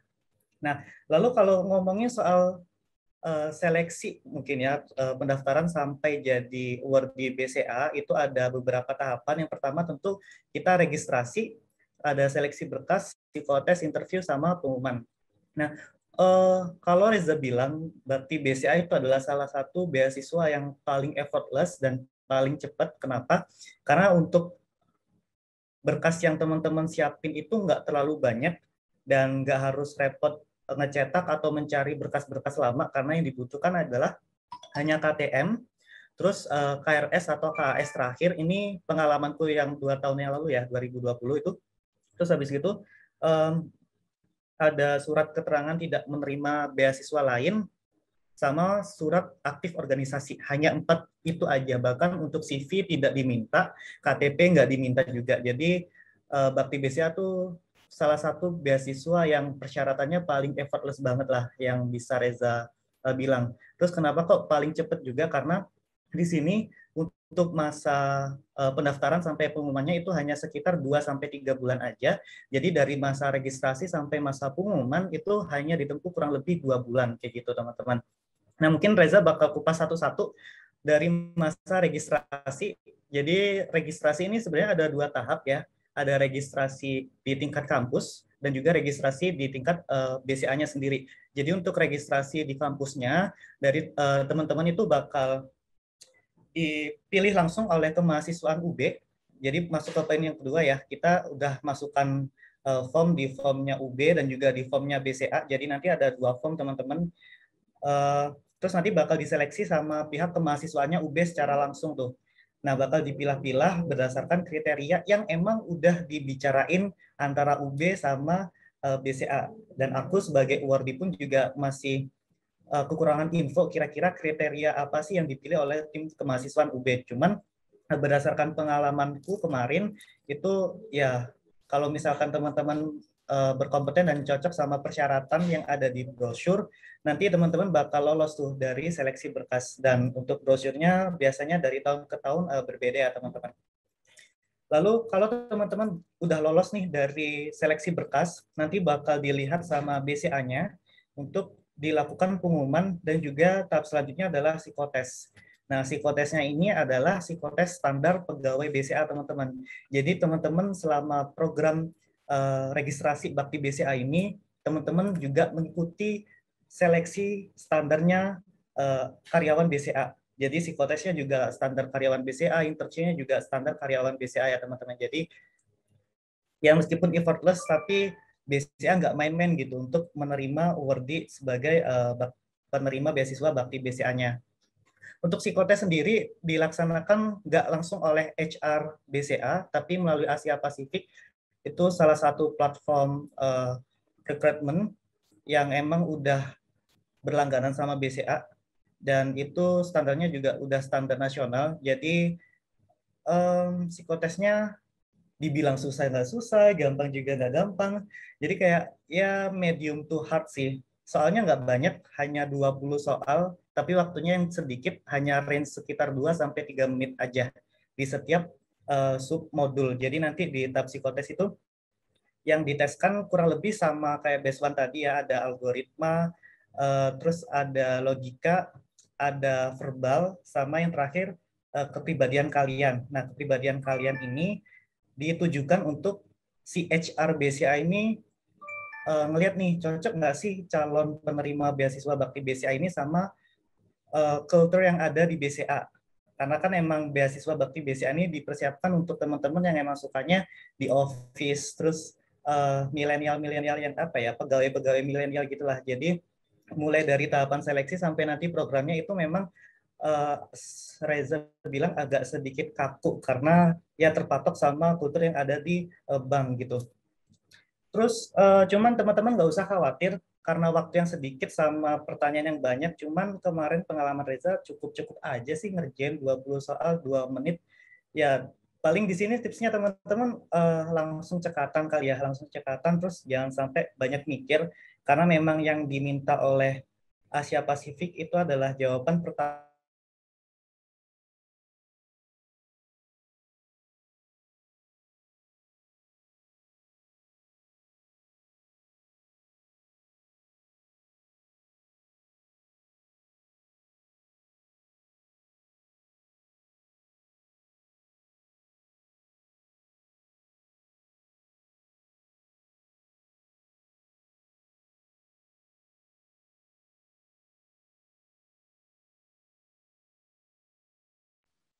Oke, kayaknya Kak Reza nge-lag ya teman-teman, jadi kita tunggu sebentar.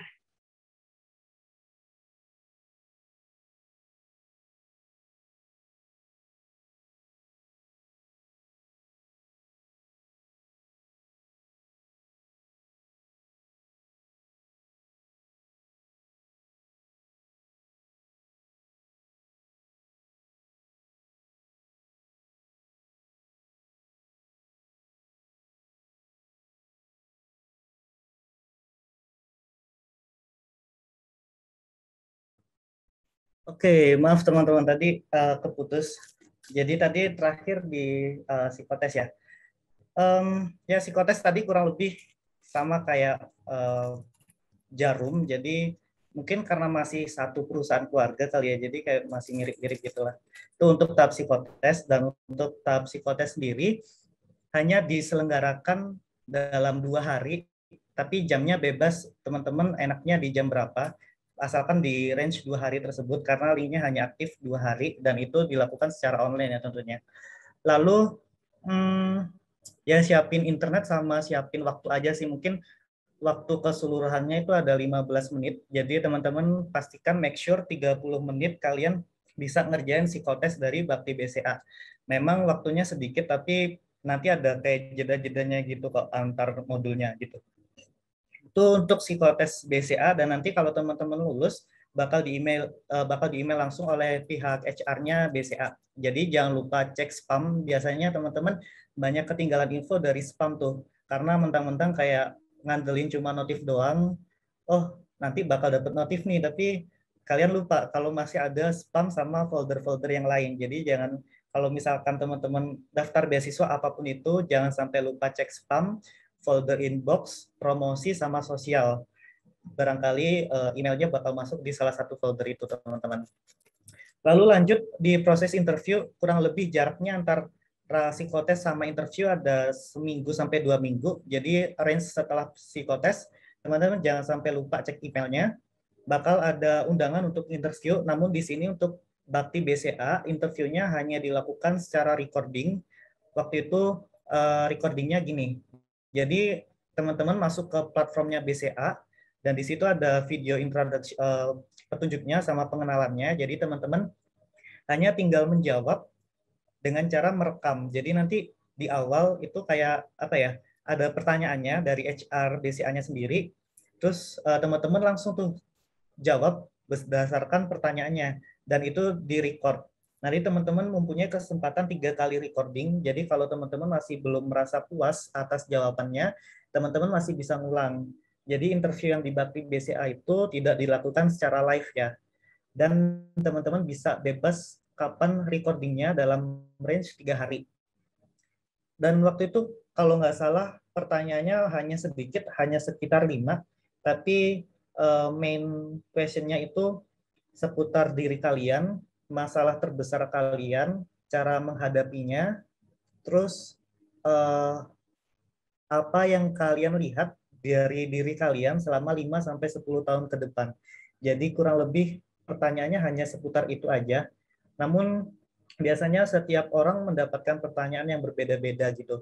Karena kan memang di sini kita recording dan biasanya mengurangi kemungkinan untuk nyontek pertanyaan dari calon peserta calon penerima beasiswa yang lain gitu teman-teman.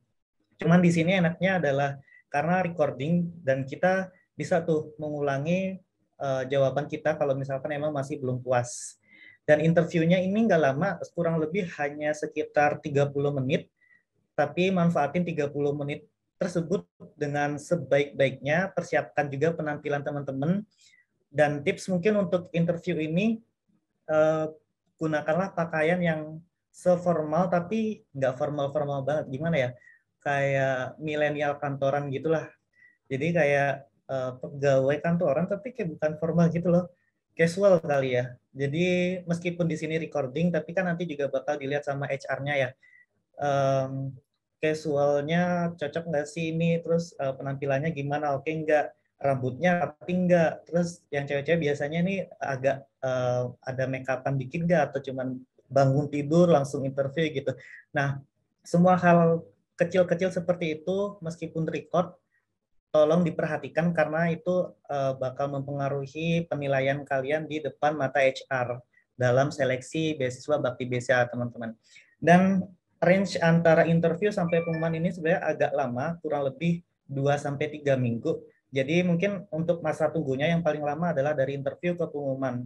Dan di setiap tahapan ini tentunya ada sistem gugur ya teman-teman. Cuman kalau dari pengalaman Reza kemarin, antara registrasi sampai seleksi berkas itu yang gugur hanya sedikit. Tapi dari seleksi berkas ke psikotes juga kayaknya cuma dikit. Dari psikotes ke interview yang banyak gugur. Karena mungkin mereka panik karena waktunya yang sedikit tapi soalnya banyak.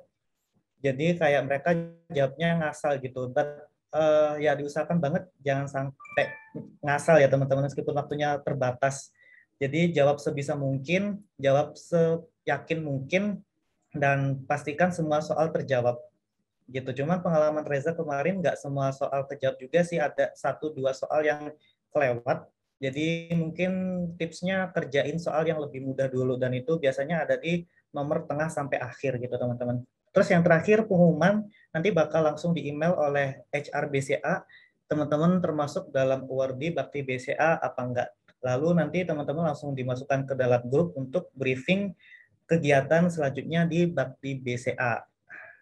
Nah, kurang lebih untuk seleksinya seperti itu teman-teman. Jadi dari registrasi sampai dinyatakan lolos sebagai awardee Bakti BCA. Next. Nah, untuk penerima sendiri, sebenarnya 50 ini bukan keseluruhan ya dari seluruh Indonesia, tapi 50 adalah 50 penerima dari UB sendiri. Dan untuk data setiap fakultas, Reza kurang tahu juga karena balik lagi BCA sedikit tertutup, terutama informasi-informasi seperti ini. Jadi Reza sangat terbatas sekali untuk informasi dari Bakti BCA, dan 50 ini adalah Reza ambil dari daftar hadirnya aja sih. Jadi ada 50 penerima, dan di Filkom itu kurang lebih ada 3 kalau nggak salah di tahun 2020. Dan itu lumayan banyak sih dibanding sama fakultas-fakultas lain. Setahu Reza kemarin ada beberapa yang cuma 1, tapi Filkom ada 3. Dan aku harap sih dari 3 orang itu bakal ya minimal tetap jumlahnya tetaplah 3 gitu, tapi paling nggak bisa nambah dari Filkom sendiri gitu teman-teman. Jadi se-UB ini ada 50 orang penerima beasiswa Bakti BCA. Next. Dan dari seluruh Indonesia ada 18 kampus di Indonesia, dan 18 kampus itu adalah mitra dari beasiswa Bakti BCA itu sendiri. Next. Oke, lalu selanjutnya kita ngomongin soal experience selama kegiatan Bakti BCA. Ada banyak sekali kegiatan yang diselenggarakan oleh Bakti BCA beserta mitra-mitranya. Kenapa kok di sini Reza menyebutnya mitra? Karena memang setiap kegiatan itu bukan diselenggarakan langsung oleh BCA, namun diselenggarakan oleh pihak ketiga. Nah, pihak ketiganya itu adalah memang lembaga-lembaga yang sudah berkompeten di masing-masing kegiatan. Kayak misalkan pada saat ngomongin soal soft skill itu dipegang langsung oleh Eximius Learning. Jadi Eximius adalah salah satu platform soft skill training yang udah bekerja sama selama kurang lebih dari awal BCA berdiri gitu teman-teman. Jadi ya mungkin meskipun bukan dari BCA langsung, tapi kalau dari platform yang sama bakal menjaga kualitas dari BCA-nya gitu sih.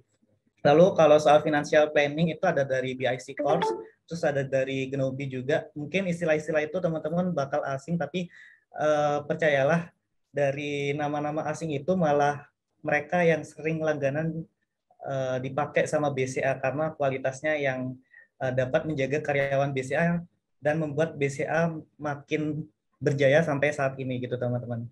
Mungkin langsung next aja, bakal ada ngapain aja di sini di BCA.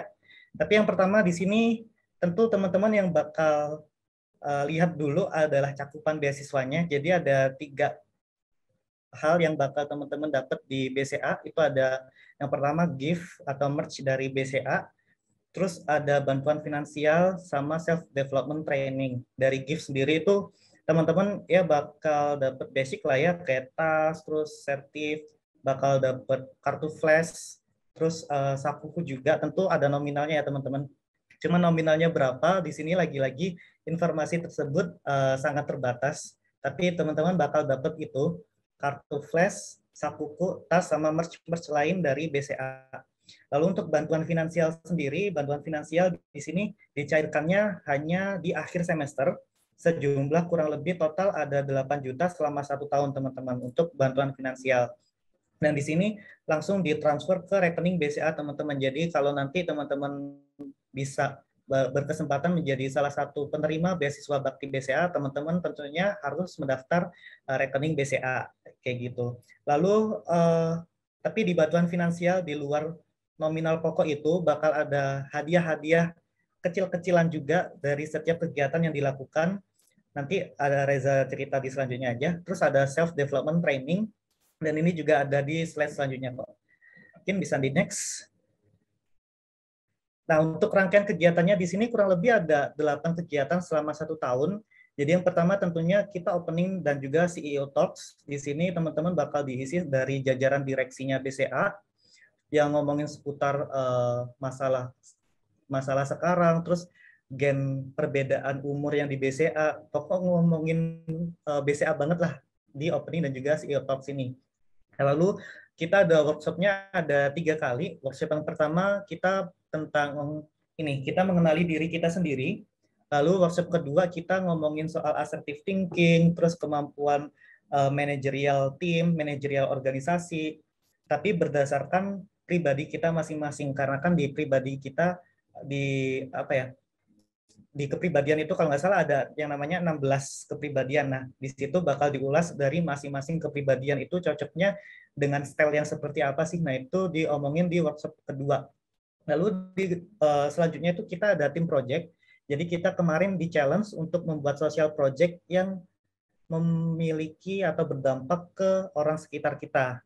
Nah, karena kan di sini kita keterbatasan ruang dan waktu ya, jadi tim project ini dilakukan secara daring, tapi tanpa mengurangi esensi dari social campaign-nya itu teman-teman. Dan kemarin salah satu kegiatan yang aku bikin itu adalah gerakan bersih-bersih toilet. Jadi di sini kita aware ke orang sekitar kita mengenai kebersihan toilet, terus bahaya kalau nggak menjaga kebersihan toilet kayak gitu. Lalu ada workshop 3, di sini workshop 3 lebih ke motivasi. Motivasi jadi leadership of tomorrow. Terus ada juga financial planning, karena lagi-lagi ini adalah beasiswa yang diselenggarakan oleh industri bank atau industri keuangan. Jadi financial planning ini adalah salah satu main fokusnya dari BCA. Jadi teman-teman diajarin untuk manajerial duit, terus ngomongin soal investasi, saham, instrumen keuangan segala macam. Terus ada karakter building, kemarin juga ngomongin soal nasionalisme, terus krisisnya pengetahuan pahlawan dan juga sejarah Indonesia di generasi sekarang itu diomongin di karakter building, dan semua kegiatan ini tentunya dilaksanakan secara daring tapi tanpa mengurangi esensi dari karakter building tersebut, teman-teman. Terus ada juga closing ceremony, dan di sini closing ceremony kita ya online company visit dari BCA Wismanya sendiri. Terus kita kenalan lebih dekat juga tentang BCA, jajaran direksi BCA, dan di terakhir itu ada pemaparan tips and trick buat teman-teman yang pengen lanjut join di BCA gitu. Kita diajarin oleh HR-nya langsung dari HR BCA, senior HR BCA yang memang setiap hari itu menyeleksi staff-staff atau calon karyawan BCA, teman-teman. Jadi dari benefit yang teman-teman dapetin selama bakti BCA itu memang dipersiapkan ke talenta-talenta industri perbankan gitu. Next.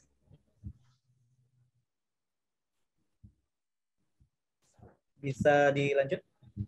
Oke, nah ini ada beberapa capture dari kegiatan kita yang memang diselenggarakan secara full daring. Ada dari kegiatan workshop itu yang sebelah pojok kiri atas, terus ada karakter building yang di bawah itu, terus ada 2 gambar di sebelah kanan itu pas jajaran direksi dari BCA yang ngomongin kehidupan pasca kampus, tapi khususnya kehidupan di BCA sih. Jadi kayak teman-teman gimana sih caranya atau flow-nya biar jadi karyawan BCA, terus biar teman-teman bisa sukses dapat pekerjaan yang teman-teman pengen gitu di sebelah kanan itu. Terus ya kita ngomongin soal challenge hari ini, kita ngomongin soal kerjaan HR itu sesibuk apa sih kok sampai CV atau lamaran kalian mungkin jarang banget dilihat oleh tim HR dari setiap perusahaan. Next. Dan ini ada beberapa dokumentasi sedikit, dan kemarin kebetulan kelompokku menjadi kelompok terbaik selama kegiatan Bakti BCA berlangsung. Ya nominalnya karena ini hadiah HHI ya, jadi ya 500.000 lumayan lah buat beli kuota baju. Dan sebenarnya masih banyak hadiah lainnya, cuman karena itu tadi ya informasi tersebut sangat private dan tidak sembarang orang bisa dapetin. Bahkan aku sebagai awardee-nya sendiri informasinya sangat terbatas gitu. Jadi informasi terkait nominal, benefit lain di luar yang ada di kegiatan itu masih susah untuk didapatkan. Bahkan informasi dari pembukaan Bakti BCA sendiri sangat terbatas karena di sini kita tidak ada platform seperti Jarum tadi ada platformnya sendiri, tapi kalau dari BCA memang tidak ada karena kan Bakti BCA Scholarship itu adalah program turunan dari Bakti BCA ya. Jadi dari BCA-nya sendiri tidak ada platform khusus untuk Bakti BCA Scholarship gitu teman-teman. Jadi mungkin kalau yang di tahap informasi kapan beasiswanya buka, terus benefitnya apa aja itu lebih banyak ke pengalaman-pengalaman setiap awardee gitu. Mungkin next. Dan kayaknya terakhir dari tips and trick dari aku, next. Ada 3 tips and trick yang pengen aku deliver secara langsung. Yang pertama, gali informasi. Jadi beasiswa apapun itu, program apapun itu, opportunity apapun itu, gali aja informasinya, penuhin histori kalian buat informasi-informasi yang seperti ini. Kayak misalkan beasiswa A, beasiswa B, terus kapan beasiswa A, kapan beasiswa B itu. Dan kalau perlu itu penuhin informasi-informasi seperti itu di histori kalian. Terus yang kedua, buat kesan yang menarik. Kenapa? Karena interview atau proses pembacaan CV itu kan banyak ya teman-teman, dan nggak hanya punya teman-teman doang yang dilihat, tapi dari calon yang lain juga. Jadi teman-teman sebisa mungkin untuk buat kesan yang menarik si interview atau si pembaca CV kalian, biar pas interview atau si pembaca CV itu mempunyai kesan baik, dan juga oh si anak ini punya potensi nih, karena di Bakti BCA itu tidak hanya melihat dari akademis dan juga hal-hal yang lain, tapi yang pasti dilihat adalah si anak ini potensial nggak untuk menjadi penerima beasiswa Bakti BCA kayak gitu.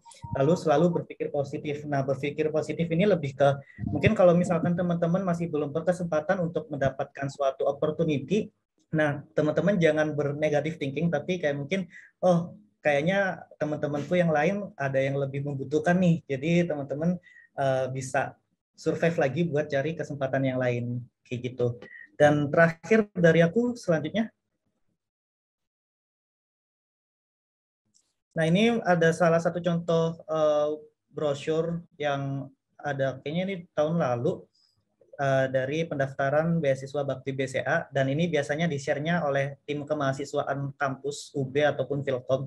Jadi mungkin nanti teman-teman lebih banyak cari informasinya di apa ya, Instagram UB sama Instagram Filkom kalau informasi soal beasiswa Bakti BCA. Selanjutnya.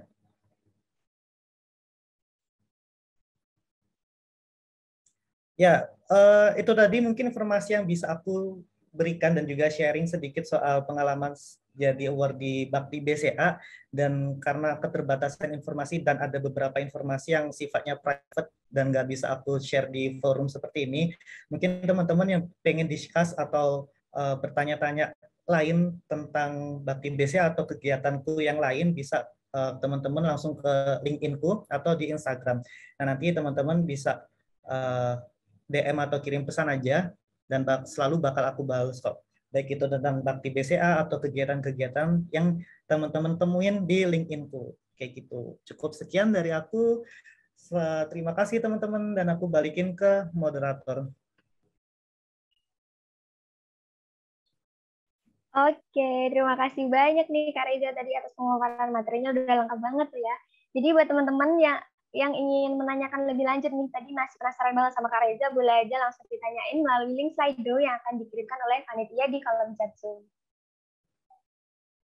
Oke, udah muncul. Yuk teman-teman langsung aja nih. Kalau tadi misal ada yang sekiranya apa ya ini Kak, atau mungkin kayak lebih penasaran banget gitu sama Kak Reza, boleh langsung aja ditanyain.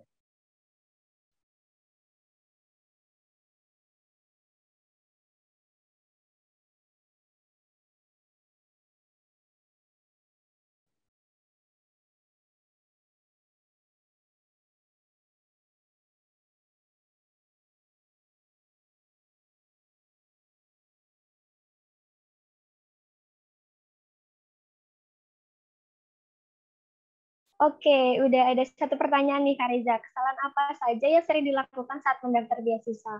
Mungkin untuk Kak Reza bisa langsung dijawab, Kak.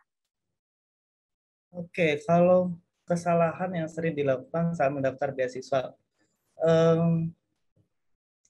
aku nggak ngomongin soal berkas ya, karena kalau soal berkas kayaknya teman-teman bakal prepare semaksimal mungkin untuk menyiapkan berkas-berkasnya. Tapi Reza mungkin concernnya ke selama mengikuti program seleksi.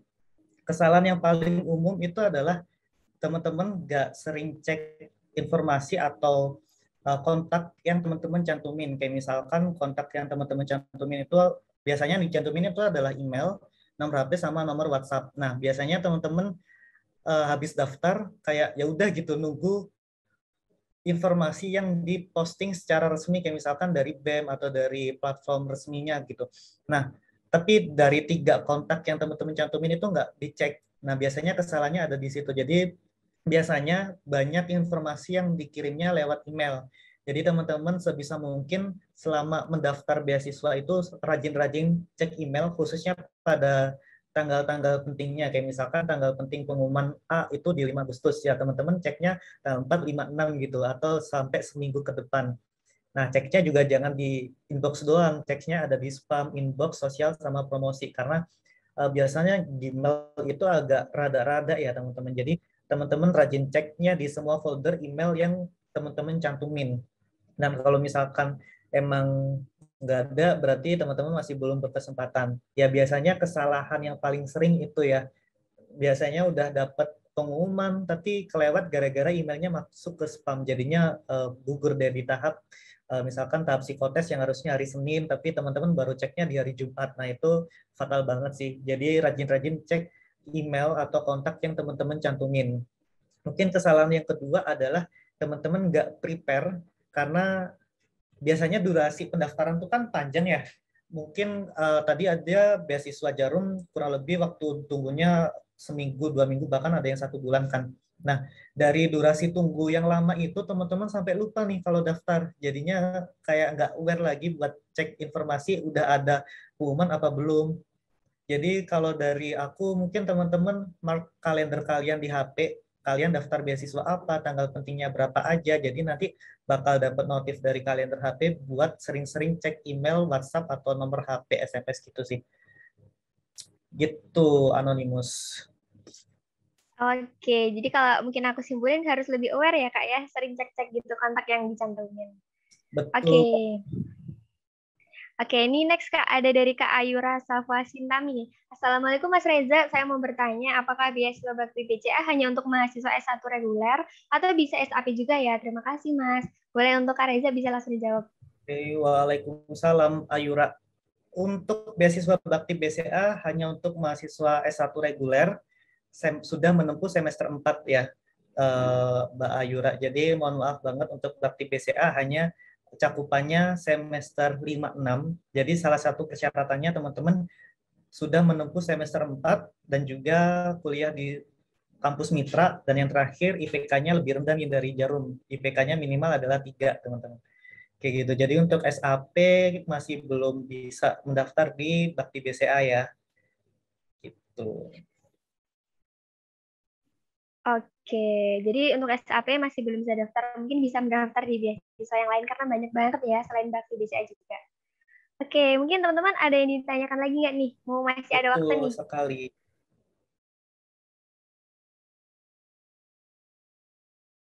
Oke, ada pertanyaan ketiga dari Anonymous lagi nih, Kak. Apa saja kendala yang Kakak alami saat melakukan persiapan untuk mendaftar beasiswa? Gimana nih, Kak Reza? Boleh langsung dijawab.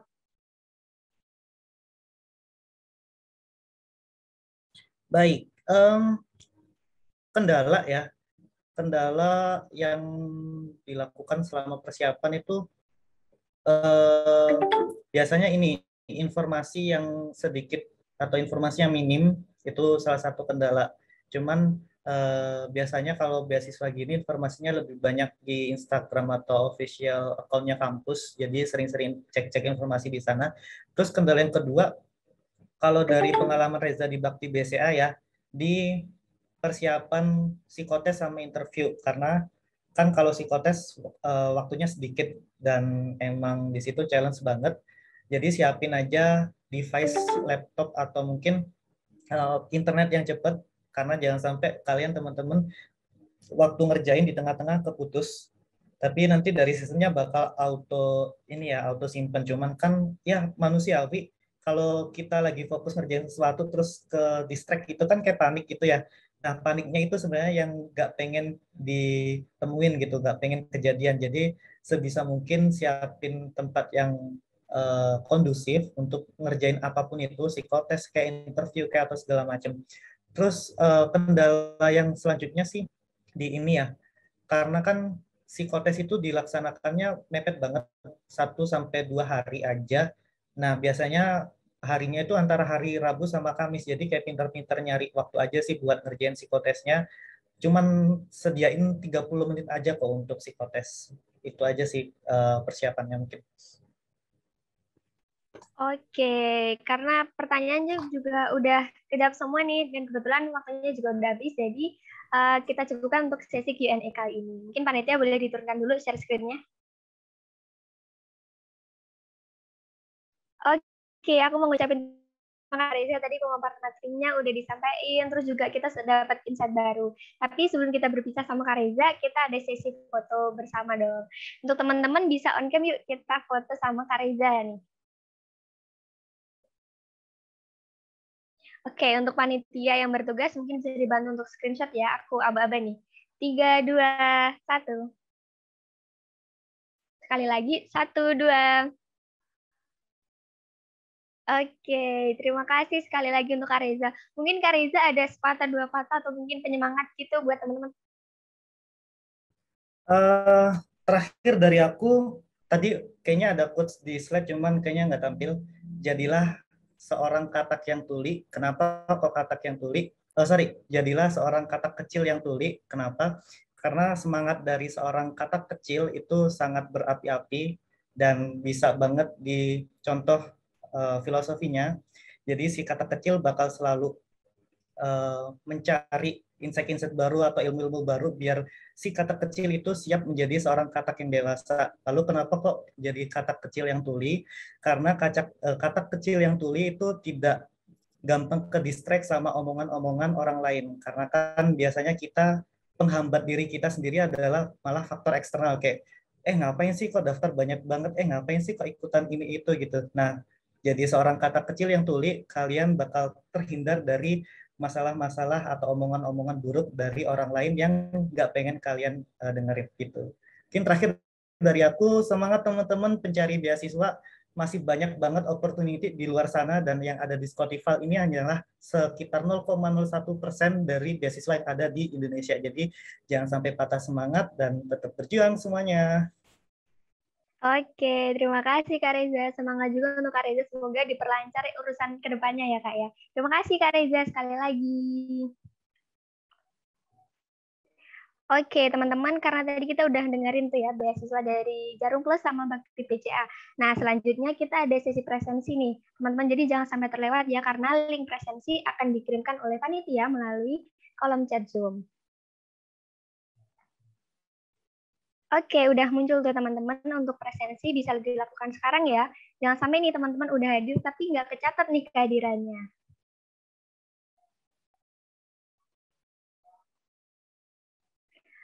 Oke, mungkin untuk teman-teman bisa melakukan presensinya sambil presensi. Aku mau bilang nih, tidak terasa kan kita di sini udah sama-sama banget kan tadi mendengarkan penyampaian materi, terus di atas ilmu yang diberikan hari ini nih. Terima kasih juga untuk teman-teman yang udah menyimak materi dari kedua pemateri kita yang hebat banget tadi ya. Semoga teman-teman bisa mendapatkan insight baru nih seputar beasiswa dan nantinya bisa di-apply gitu ya. Semoga juga bisa mendapatkan sesuai apa yang diinginkan, biasanya tercapai jadi wardi gitu ya. Amin. Oke, setelah ini teman-teman dipersilahkan untuk beristirahat sejenak nih, karena nanti akan ada sesi kedua. Jadi jangan lupa untuk kembali lagi pukul 12.25 untuk menghadiri Expo Beasiswa pada sesi kedua. Nah, teman-teman bisa balik ke Menroom untuk melihat nih pembagian nanti itu di room berapa ada beasiswa apa nih di sesi kedua nanti. Karena wardinya pasti nggak kalah keren dari sesi pertama ini ya.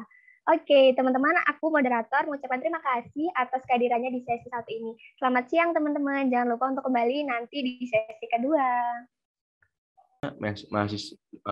Mahasiswa biasa gitu ya, maksudnya mahasiswa yang ya udah kuliah gitu loh. Jadi masih berorganisasi, kecuali kalau misalkan teman-teman tinggal atau domisili kampusnya itu di wilayah 3T, nanti mungkin bisa masuknya ke program yang BU 3T. Nah, terus untuk BU pegawai Kemendikbud ini buat pegawai Kemendikbud. Jadi kayak untuk ASN yang ingin melanjutkan pendidikannya di PTN di Indonesia itu bakal ditanggung juga oleh beasiswa unggulan ini. Terus next. Oke, di sini aku mau ngasih tips and triknya. Ini aku taruhnya dalam persenan aja ya. Oke, next. Oke, yang pertama itu ada explore and get to know from our dish. Jadi kayak yang tadi Kak Talita juga sempat nyinggung, kayak teman-teman itu harus harus mau untuk explore dan nanya-nanya ke para awardee. Jadi kayak yang cari tahu, karena kan sekarang tuh udah bener-bener yang gadget udah bisa mengakses apapun. Terus abis itu teman-teman bisa tanya ke orang lain lewat gadget. Terus pokoknya bebas deh, teman-teman bisa akses semuanya dalam satu waktu dan itu gampang banget. Jadi kayak bener-bener harus dimanfaatin banget gitu loh. Jadi kenapa aku naruhnya 15% di awal itu buat explore. Jadi kayak teman-teman tuh biar bener-bener tahu dan bisa bener-bener bisa prepare. Tadi kan kata Rita juga katanya harus prepare kayak gitu. Nah, itu benar-benar harus prepare kayak gitu. Sedikit cerita, mungkin aku waktu pas aku kan daftar pas maba. Aku persiapan BU itu dari sebelum pengumuman SBM. Jadi kayak yang habis aku UTBK kelar, kan aku UTBK nih fokus dulu, terus habis itu UTBK kelar, daftar SBMPTN. Waktu itu zamanku tuh keluar nilai baru daftar SBM kan. Terus habis itu nunggu pengumuman. Nah, pas lagi nunggu pengumuman SBM, aku tuh udah mulai ngerjain proposal, terus udah mulai ngerjain esai kayak gitu. Jadi kayak yang entah aku bakal rezeki di SBM apa enggak. Yang penting aku udah prepare dulu nih buat beasiswa kayak gitu. Tapi alhamdulillahnya aku itu juga rezekinya di SBM. Jadi kayak yang pas keluar pengumuman SBM, jadi aku langsung bener-bener aku kejar aja gitu buat beasiswa unggulannya. Tapi sebenarnya lama sih, dalam waktu 6 minggu tuh bener-bener lama. Tapi aku bener-bener kayak yang esainya udah aku perbaikin lagi, terus saran aku, oke, mungkin ini lanjut ke 30% dulu. Yang 30%-nya itu get prepare your essay and interview. Nah, di essay itu kan ada waktu lama tuh, 6 minggu. Oke. Kan ada waktu lama tuh 6 minggu. Itu tuh bener-bener yang aku tuh kayak buat kayak buat nanya-nanya ke orang-orang kayak terdekat aku, kayak kakak aku habis itu, atau enggak kayak pokoknya yang bener-bener bisa yang teman-teman percaya buat baca esainya teman-teman, kayak apa sih yang kurang dari esai itu kayak gitu. Jadi kayak yang apa ya, perspektif orang-orang tuh harus teman-teman ambil juga kayak gitu. Nah, terus di esai ini sebenarnya sama juga tadi yang KKS yang kata Lita juga, give all your values, terus habis itu express yourself, terus di sini proud but not prideful. Jadi kayak yang teman-teman tuh harus membanggakan diri sendiri tapi nggak yang arogan, nggak yang sombong. Terus habis itu di esai itu teman-teman harus kasih tahu kalau teman-teman itu berhak untuk mendapatkan beasiswa unggulan. Nah, terus yang terakhir 50%, setelah ini semua selesai baru berdoa minta restu orang tua kayak gitu. Pokoknya berdoa paling penting sih kayak gitu. Berserah diri kepada yang di atas. Oke, next. Oke.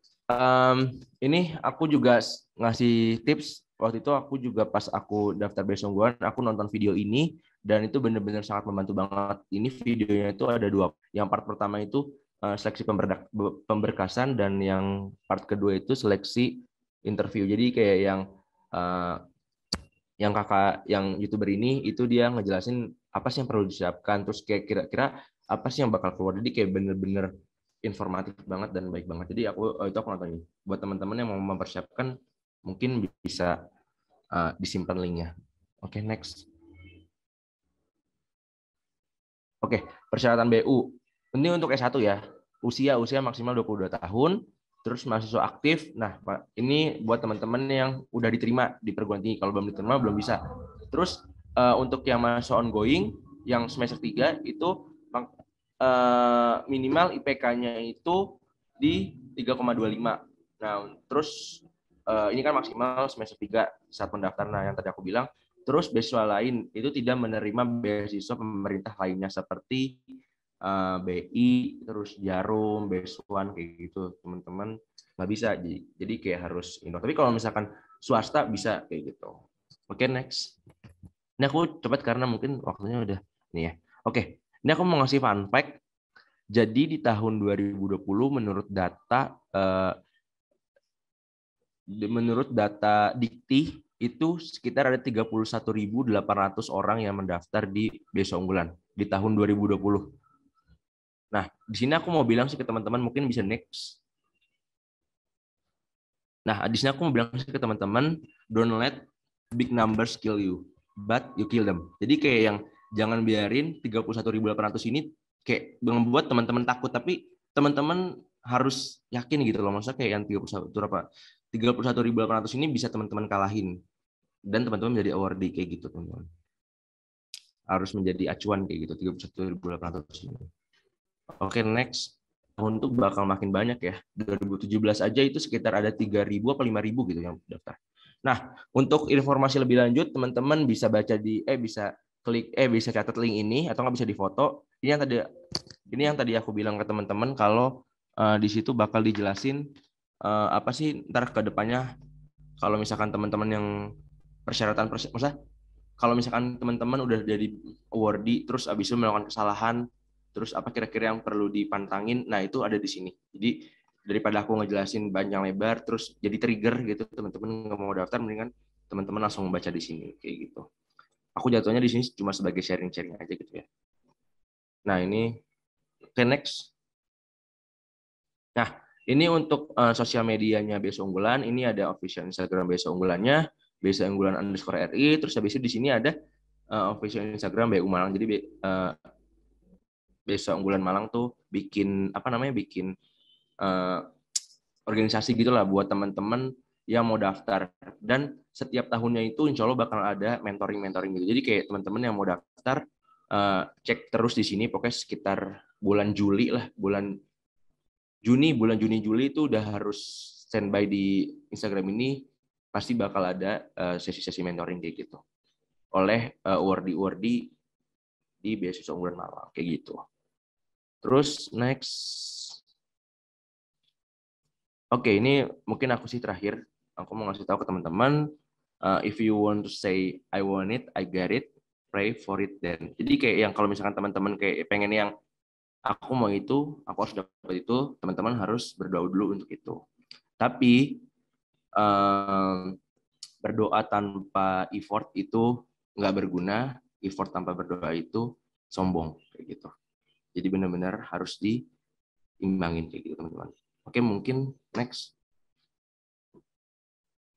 Oke, mungkin sekian dari aku. Mungkin ini kalau misalkan teman-teman mau nanya-nanya atau mau lebih sharing lebih dekat dengan aku, nanti bisa di Instagramnya @zarif atau di linkin aku di @zarif, dan di lainnya ID-nya @zarif gitu. Oke, terima kasih teman-teman. Mungkin aku kembalikan ke moderator. Thank you.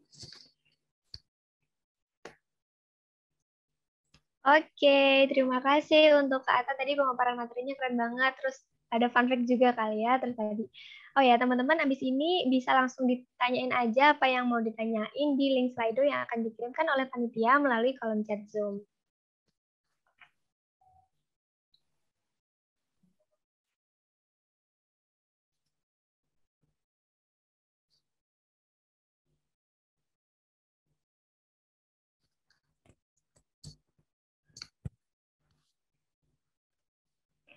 Oke, sambil nunggu kali ya, Kak. Jadi kalau tadi kayaknya kalau nggak salah berarti Kak Atta tuh sekali daftar langsung dapat gitu ya nggak sih, Kak, di BU?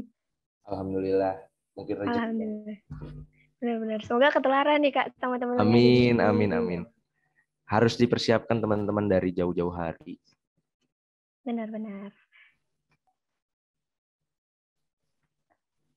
Tapi bukan berarti yang nggak keterima langsung itu menjadi orang gagal ya. Kayak tadi yang dibilang sama Kak Rita, kalau banyak banget hikmah yang bisa diambil kalau teman-teman ngerasain kegagalan, kayak yang benar-benar bisa nge-improve banget bahasa Inggrisnya teman-teman, terus kayak cari tahu lagi nih lebih dalam, terus kayak yang apa sih yang kurang dari diri kita kayak gitu. Soalnya belum tentu juga yang langsung keterima itu bisa mengimprove lagi. Siapa tahu mereka kayak yang ya udah gitu, maksudnya udah keterima, udah lost aja gitu. Gitu sih. Oke, setuju Kak. Oh ya, ini udah ada satu pertanyaan dari Anonymous nih, Kak. Pertanyaan apa aja sih yang ditanyain pas wawancara, Kak? Boleh Kak atau bisa spill dong, Kak? Oke, sebenarnya tadi nggak aku masukin karena terlalu banyak dan aku juga agak sedikit lupa. Tapi kayak tadi pas ngelihat prestasi dari Katalita yang KSE, sebenarnya sama aja teman-teman. Dari seleksi administratif sampai wawancaranya itu sebenarnya ya itu aja yang ditanyakan gitu. Cuma kalau seingat aku pas aku interview itu yang nggak ada itu apa ya? Kayaknya kesalahan terbesar tuh kayaknya nggak ada ya. Maksudnya kegagalan terbesar tuh nggak ada. Jadi kayak yang bener-bener ditanyain kedepannya mau gimana. Pokoknya intinya yang pertama itu perkenalan diri dan keluarga. Jadi kayak ceritain keluarga kita secara singkat. Maksudnya kayak yang menurutku di tips juga sih buat wawancara, jangan bertele-tele. Jadi kayak yang langsung tujuannya kayak to the point-nya tuh apa gitu. Apa yang ditanyain terus langsung jawab. Nah, pokoknya yang pertama itu perkenalan diri dan keluarga. Terus abis itu yang kedua itu kuliah di mana dan jurusan apa, kenapa ngambil jurusan itu. Jadi kita tuh harus benar-benar bukan expert sih, jadi kayak yang, ya pokoknya kayak yang pede aja kita ngomong kenapa kita mau ngambil jurusan itu kayak gitu. Nah terus abis itu setelah setelah beasiswa unggulan ini selesai, itu apa yang mau teman-teman lakuin kayak gitu. Terus abis itu ditanyain dulu karena aku ada proposal, kalau di proposal beasiswa tuh ada tugas akhir. Jadi aku tuh udah tahu target tugas akhirku apa. Ya sebenarnya nggak harus sesuai, tapi kayak ya udah karena emang buat persyaratan, jadi aku cari tahu nih kira-kira apa sih tugas akhir yang benar-benar aku serak. Ya udah aku masukin aja kayak gitu. Nah, ntar ditanyain tentang tugas akhir itu. Jadi tapi sebenarnya nggak usah bertele-tele, kalau teman-teman kurang paham juga nggak usah dilebih-lebihkan. Dan yang tadi yang keyword dari Kak Talita juga benar, be yourself, jangan terlalu menambah-nambahkan, jangan bohong, jangan ngasih kebohongan-kebohongan. Oke, kayak bener-bener apa yang ada di dalam pikiran kalian tuh kalian ucapin aja kayak gitu. Jangan berpikir kalau jawaban itu bener apa enggak, karena yang nilai itu manusia kayak gitu. Nah, itu sih mungkin pertanyaan wawancara. Oh ya, sama mungkin teman-teman bisa ngeliat video yang tadi aku kasih, yang link tadi aku kasih, itu bener-bener lengkap banget. Aku kisi-kisi dapat dari situ semua gitu. Makanya aku ngasih saran ke teman-teman buat nonton video itu kalau mau gitu. Gitu sih. Oke, terima kasih. Nanti untuk PPT-nya akan kita share ya teman-teman di grup peserta. Jadi jangan khawatir kalau tadi kelewat. Oke, kita next ke pertanyaan selanjutnya nih dari Anonymous. Menurut Kakak, apakah kesan pertama saat proses interview itu sangat penting? Jika iya, mengapa Kak? Boleh untuk Kak Atta, bisa langsung dijawab.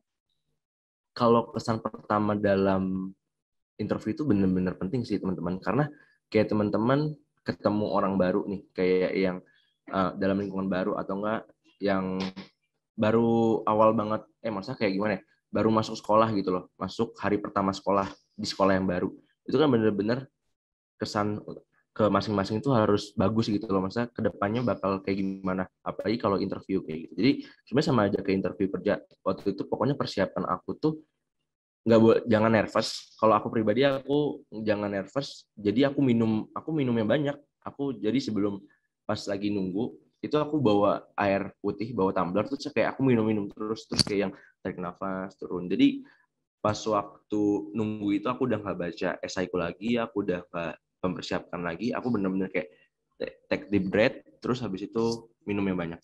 Jadi kayak yang biar kesan pertama kita pas datang itu good vibes gitu loh, bukan yang nervous atau bukan yang tegang kayak gitu. Terus senyum aja sih, jadi kayak yang pas lagi habis jawab senyum, terus pas lagi dengerin pertanyaan senyum kayak gitu. Jadi kayak ya biar kita enak juga gitu loh. Kan kalau misalkan kita ngobrol kayak gini nih, kalau misalkan sama-sama senyum, aku ngeliat moderator senyum, itu juga enak kayak gitu. Gitu sih menurutku. Oke, jadi kalau online kan lebih gampang gitu ya Kak, taruh aja botol minum di samping laptop ya Kak ya. Iya benar. Oke, next ada pertanyaan dari Kak Puput Apriliani Kak. Kak, apakah ada kendala dari Kakak dalam menulis esai? Dan apakah Kakak memiliki referensi tertentu yang menjadi acuan Kakak dalam menulis esai? Terima kasih. Boleh langsung dijawab Kak. Oke, dalam menulis esai, aku sebenarnya jujur esai aku tuh bener-bener yang esai aku tuh bener-bener yang pribadi banget, personal banget. Balik lagi ke video yang tadi, video yang aku kasih, di situ dia bilang kalau esai itu sebenarnya ada dua, ada esai pribadi, ada esai personal, sama ada esai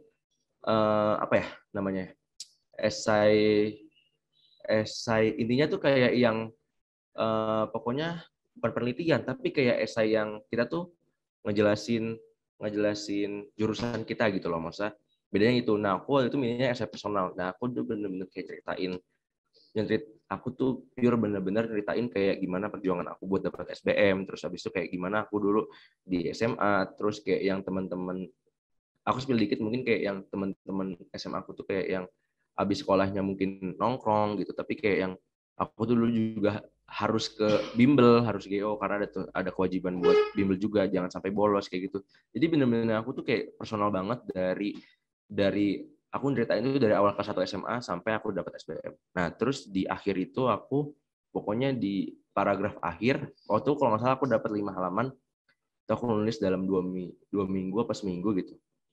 Setiap hari, jadi aku buka laptop terus gitu. Tapi nggak usah yang pressure banget teman-teman. Jadi kayak ya udah, kalau misalkan teman-teman nggak ada ide, maksudnya nggak ada pencerahan, nggak usah ditulis dulu gitu. Nah, terus pokoknya intinya aku di paragraf terakhir itu aku kayak yang kenapa aku harus diterima di Biasa Unggulan. Jadi kayak intinya closing statement dari aku gitu.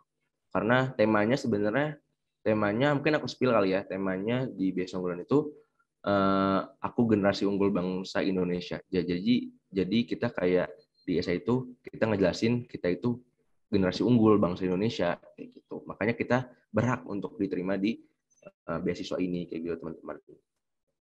Jadi kalau untuk untuk kendala aku sih alhamdulillah nggak ada sih. Maksudnya kayak ya udah karena aku kan bener-bener essay-nya personal banget ya.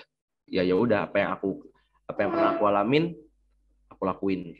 Apa yang pernah aku alamin aku tulis kayak gitu. Gitu sih teman-teman. Kalau buat acuan sebenarnya acuan tadi aja sih personal sama apa tadi satu lagi lupa.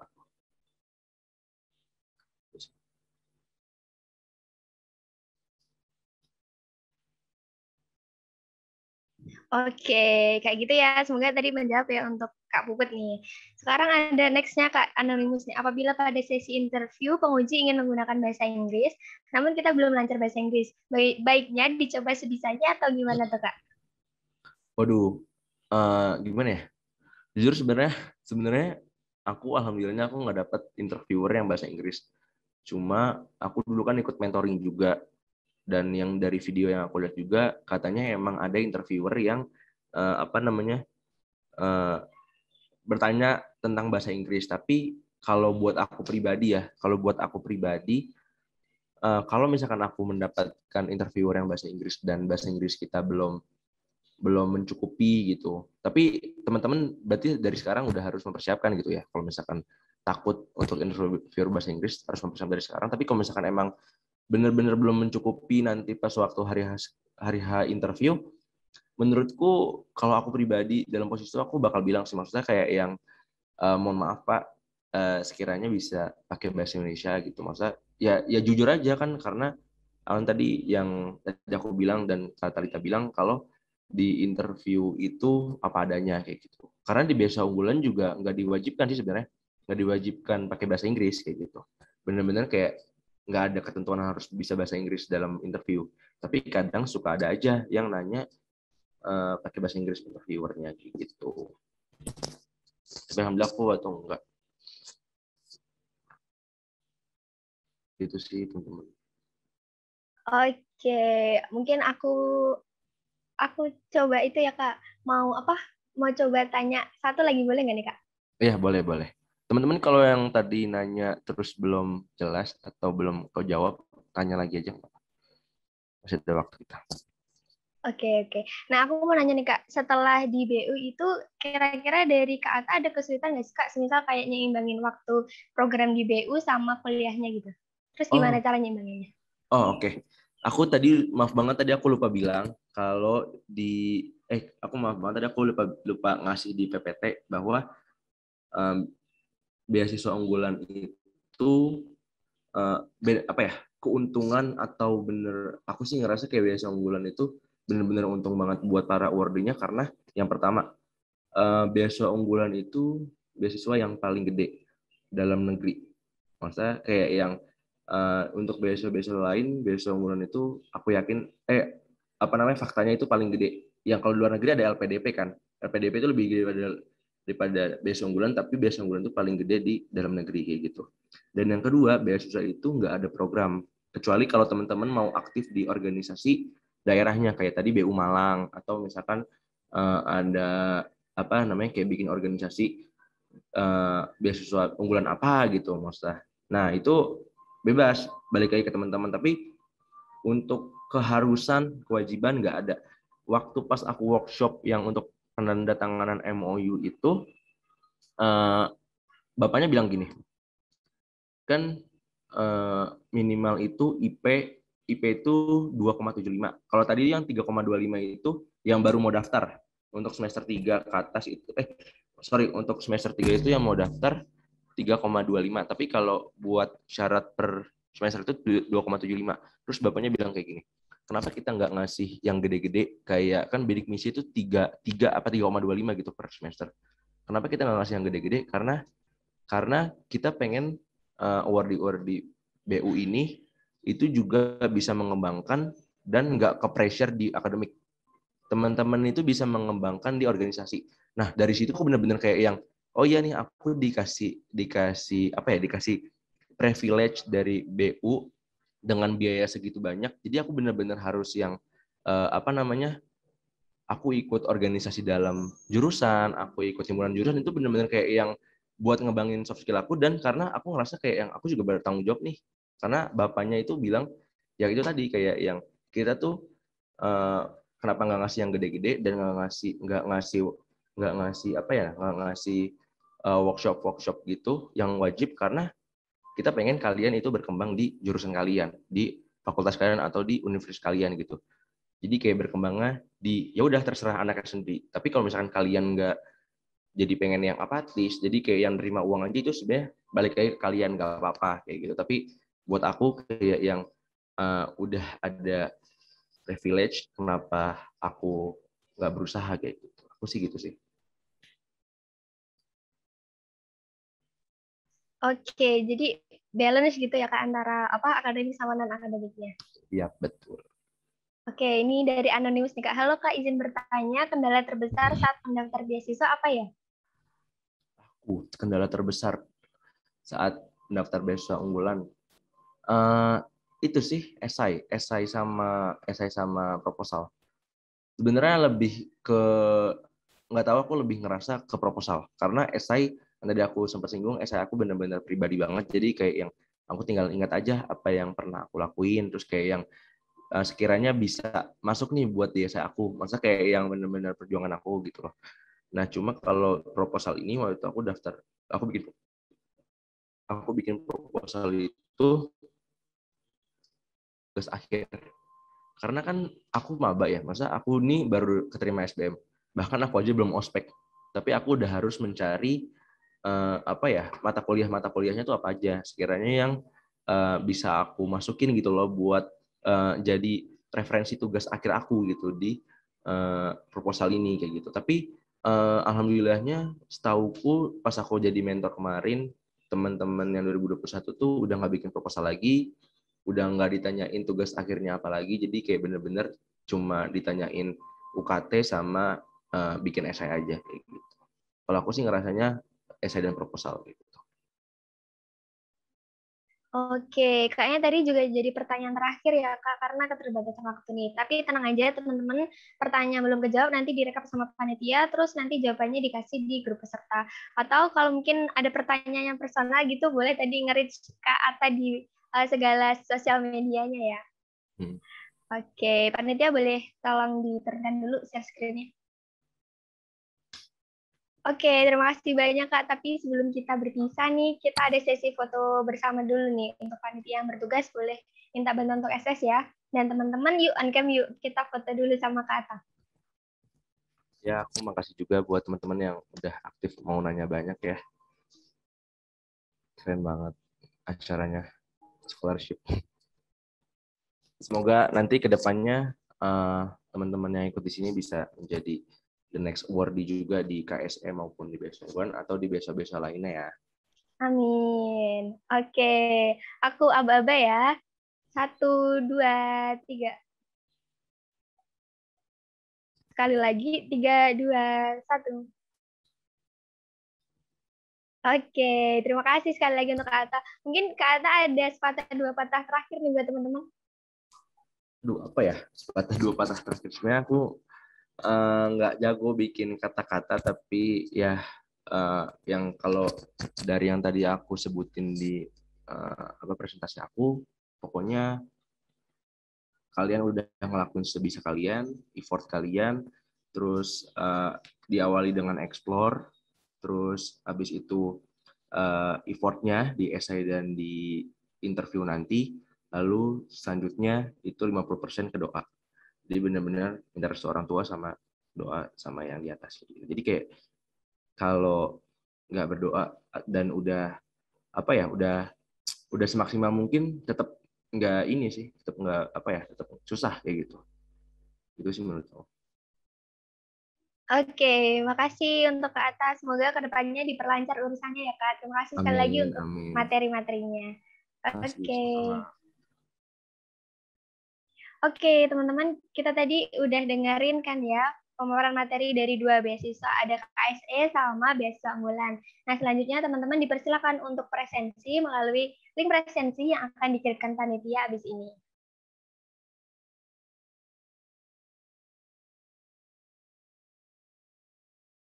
Oke, sudah muncul teman-teman, bisa langsung presensi aja supaya tercatat nih kehadirannya. Oke, karena presensi dibuka cuma 15 menit nih teman-teman, jadi langsung aja sekarang bisa presensi supaya nggak kelihatan ya nantinya. Oke, teman-teman, nggak kerasa kita di sini udah mendengarkan penyampaian materi serta sharing-sharing pengalaman dari kakak-kakak Wardi yang keren banget tadi ya. Terima kasih banyak untuk Kak Talita dan juga Kak Atta atas ilmu yang diberikan, juga udah nyempetin waktunya di weekend ini untuk berbagi pengalaman yang luar biasa sama teman-teman. Terima kasih kepada teman-teman juga udah menyimak materi dari kedua materi yang semoga menjadi insight baru untuk teman-teman dan bisa diterapkan supaya nantinya bisa berhasil ya untuk apply ke beasiswa yang dituju. Gak kerasa udah di penghujung acara juga, saatnya aku pamit undur diri nih teman-teman. Semoga teman-teman mendapatkan apa yang diinginkan supaya sukses ke depannya gitu ya. Aku mewakili panitia yang bertugas, mengucapkan mohon maaf sebesar-besarnya apabila dalam berlangsungnya acara terdapat kekurangan.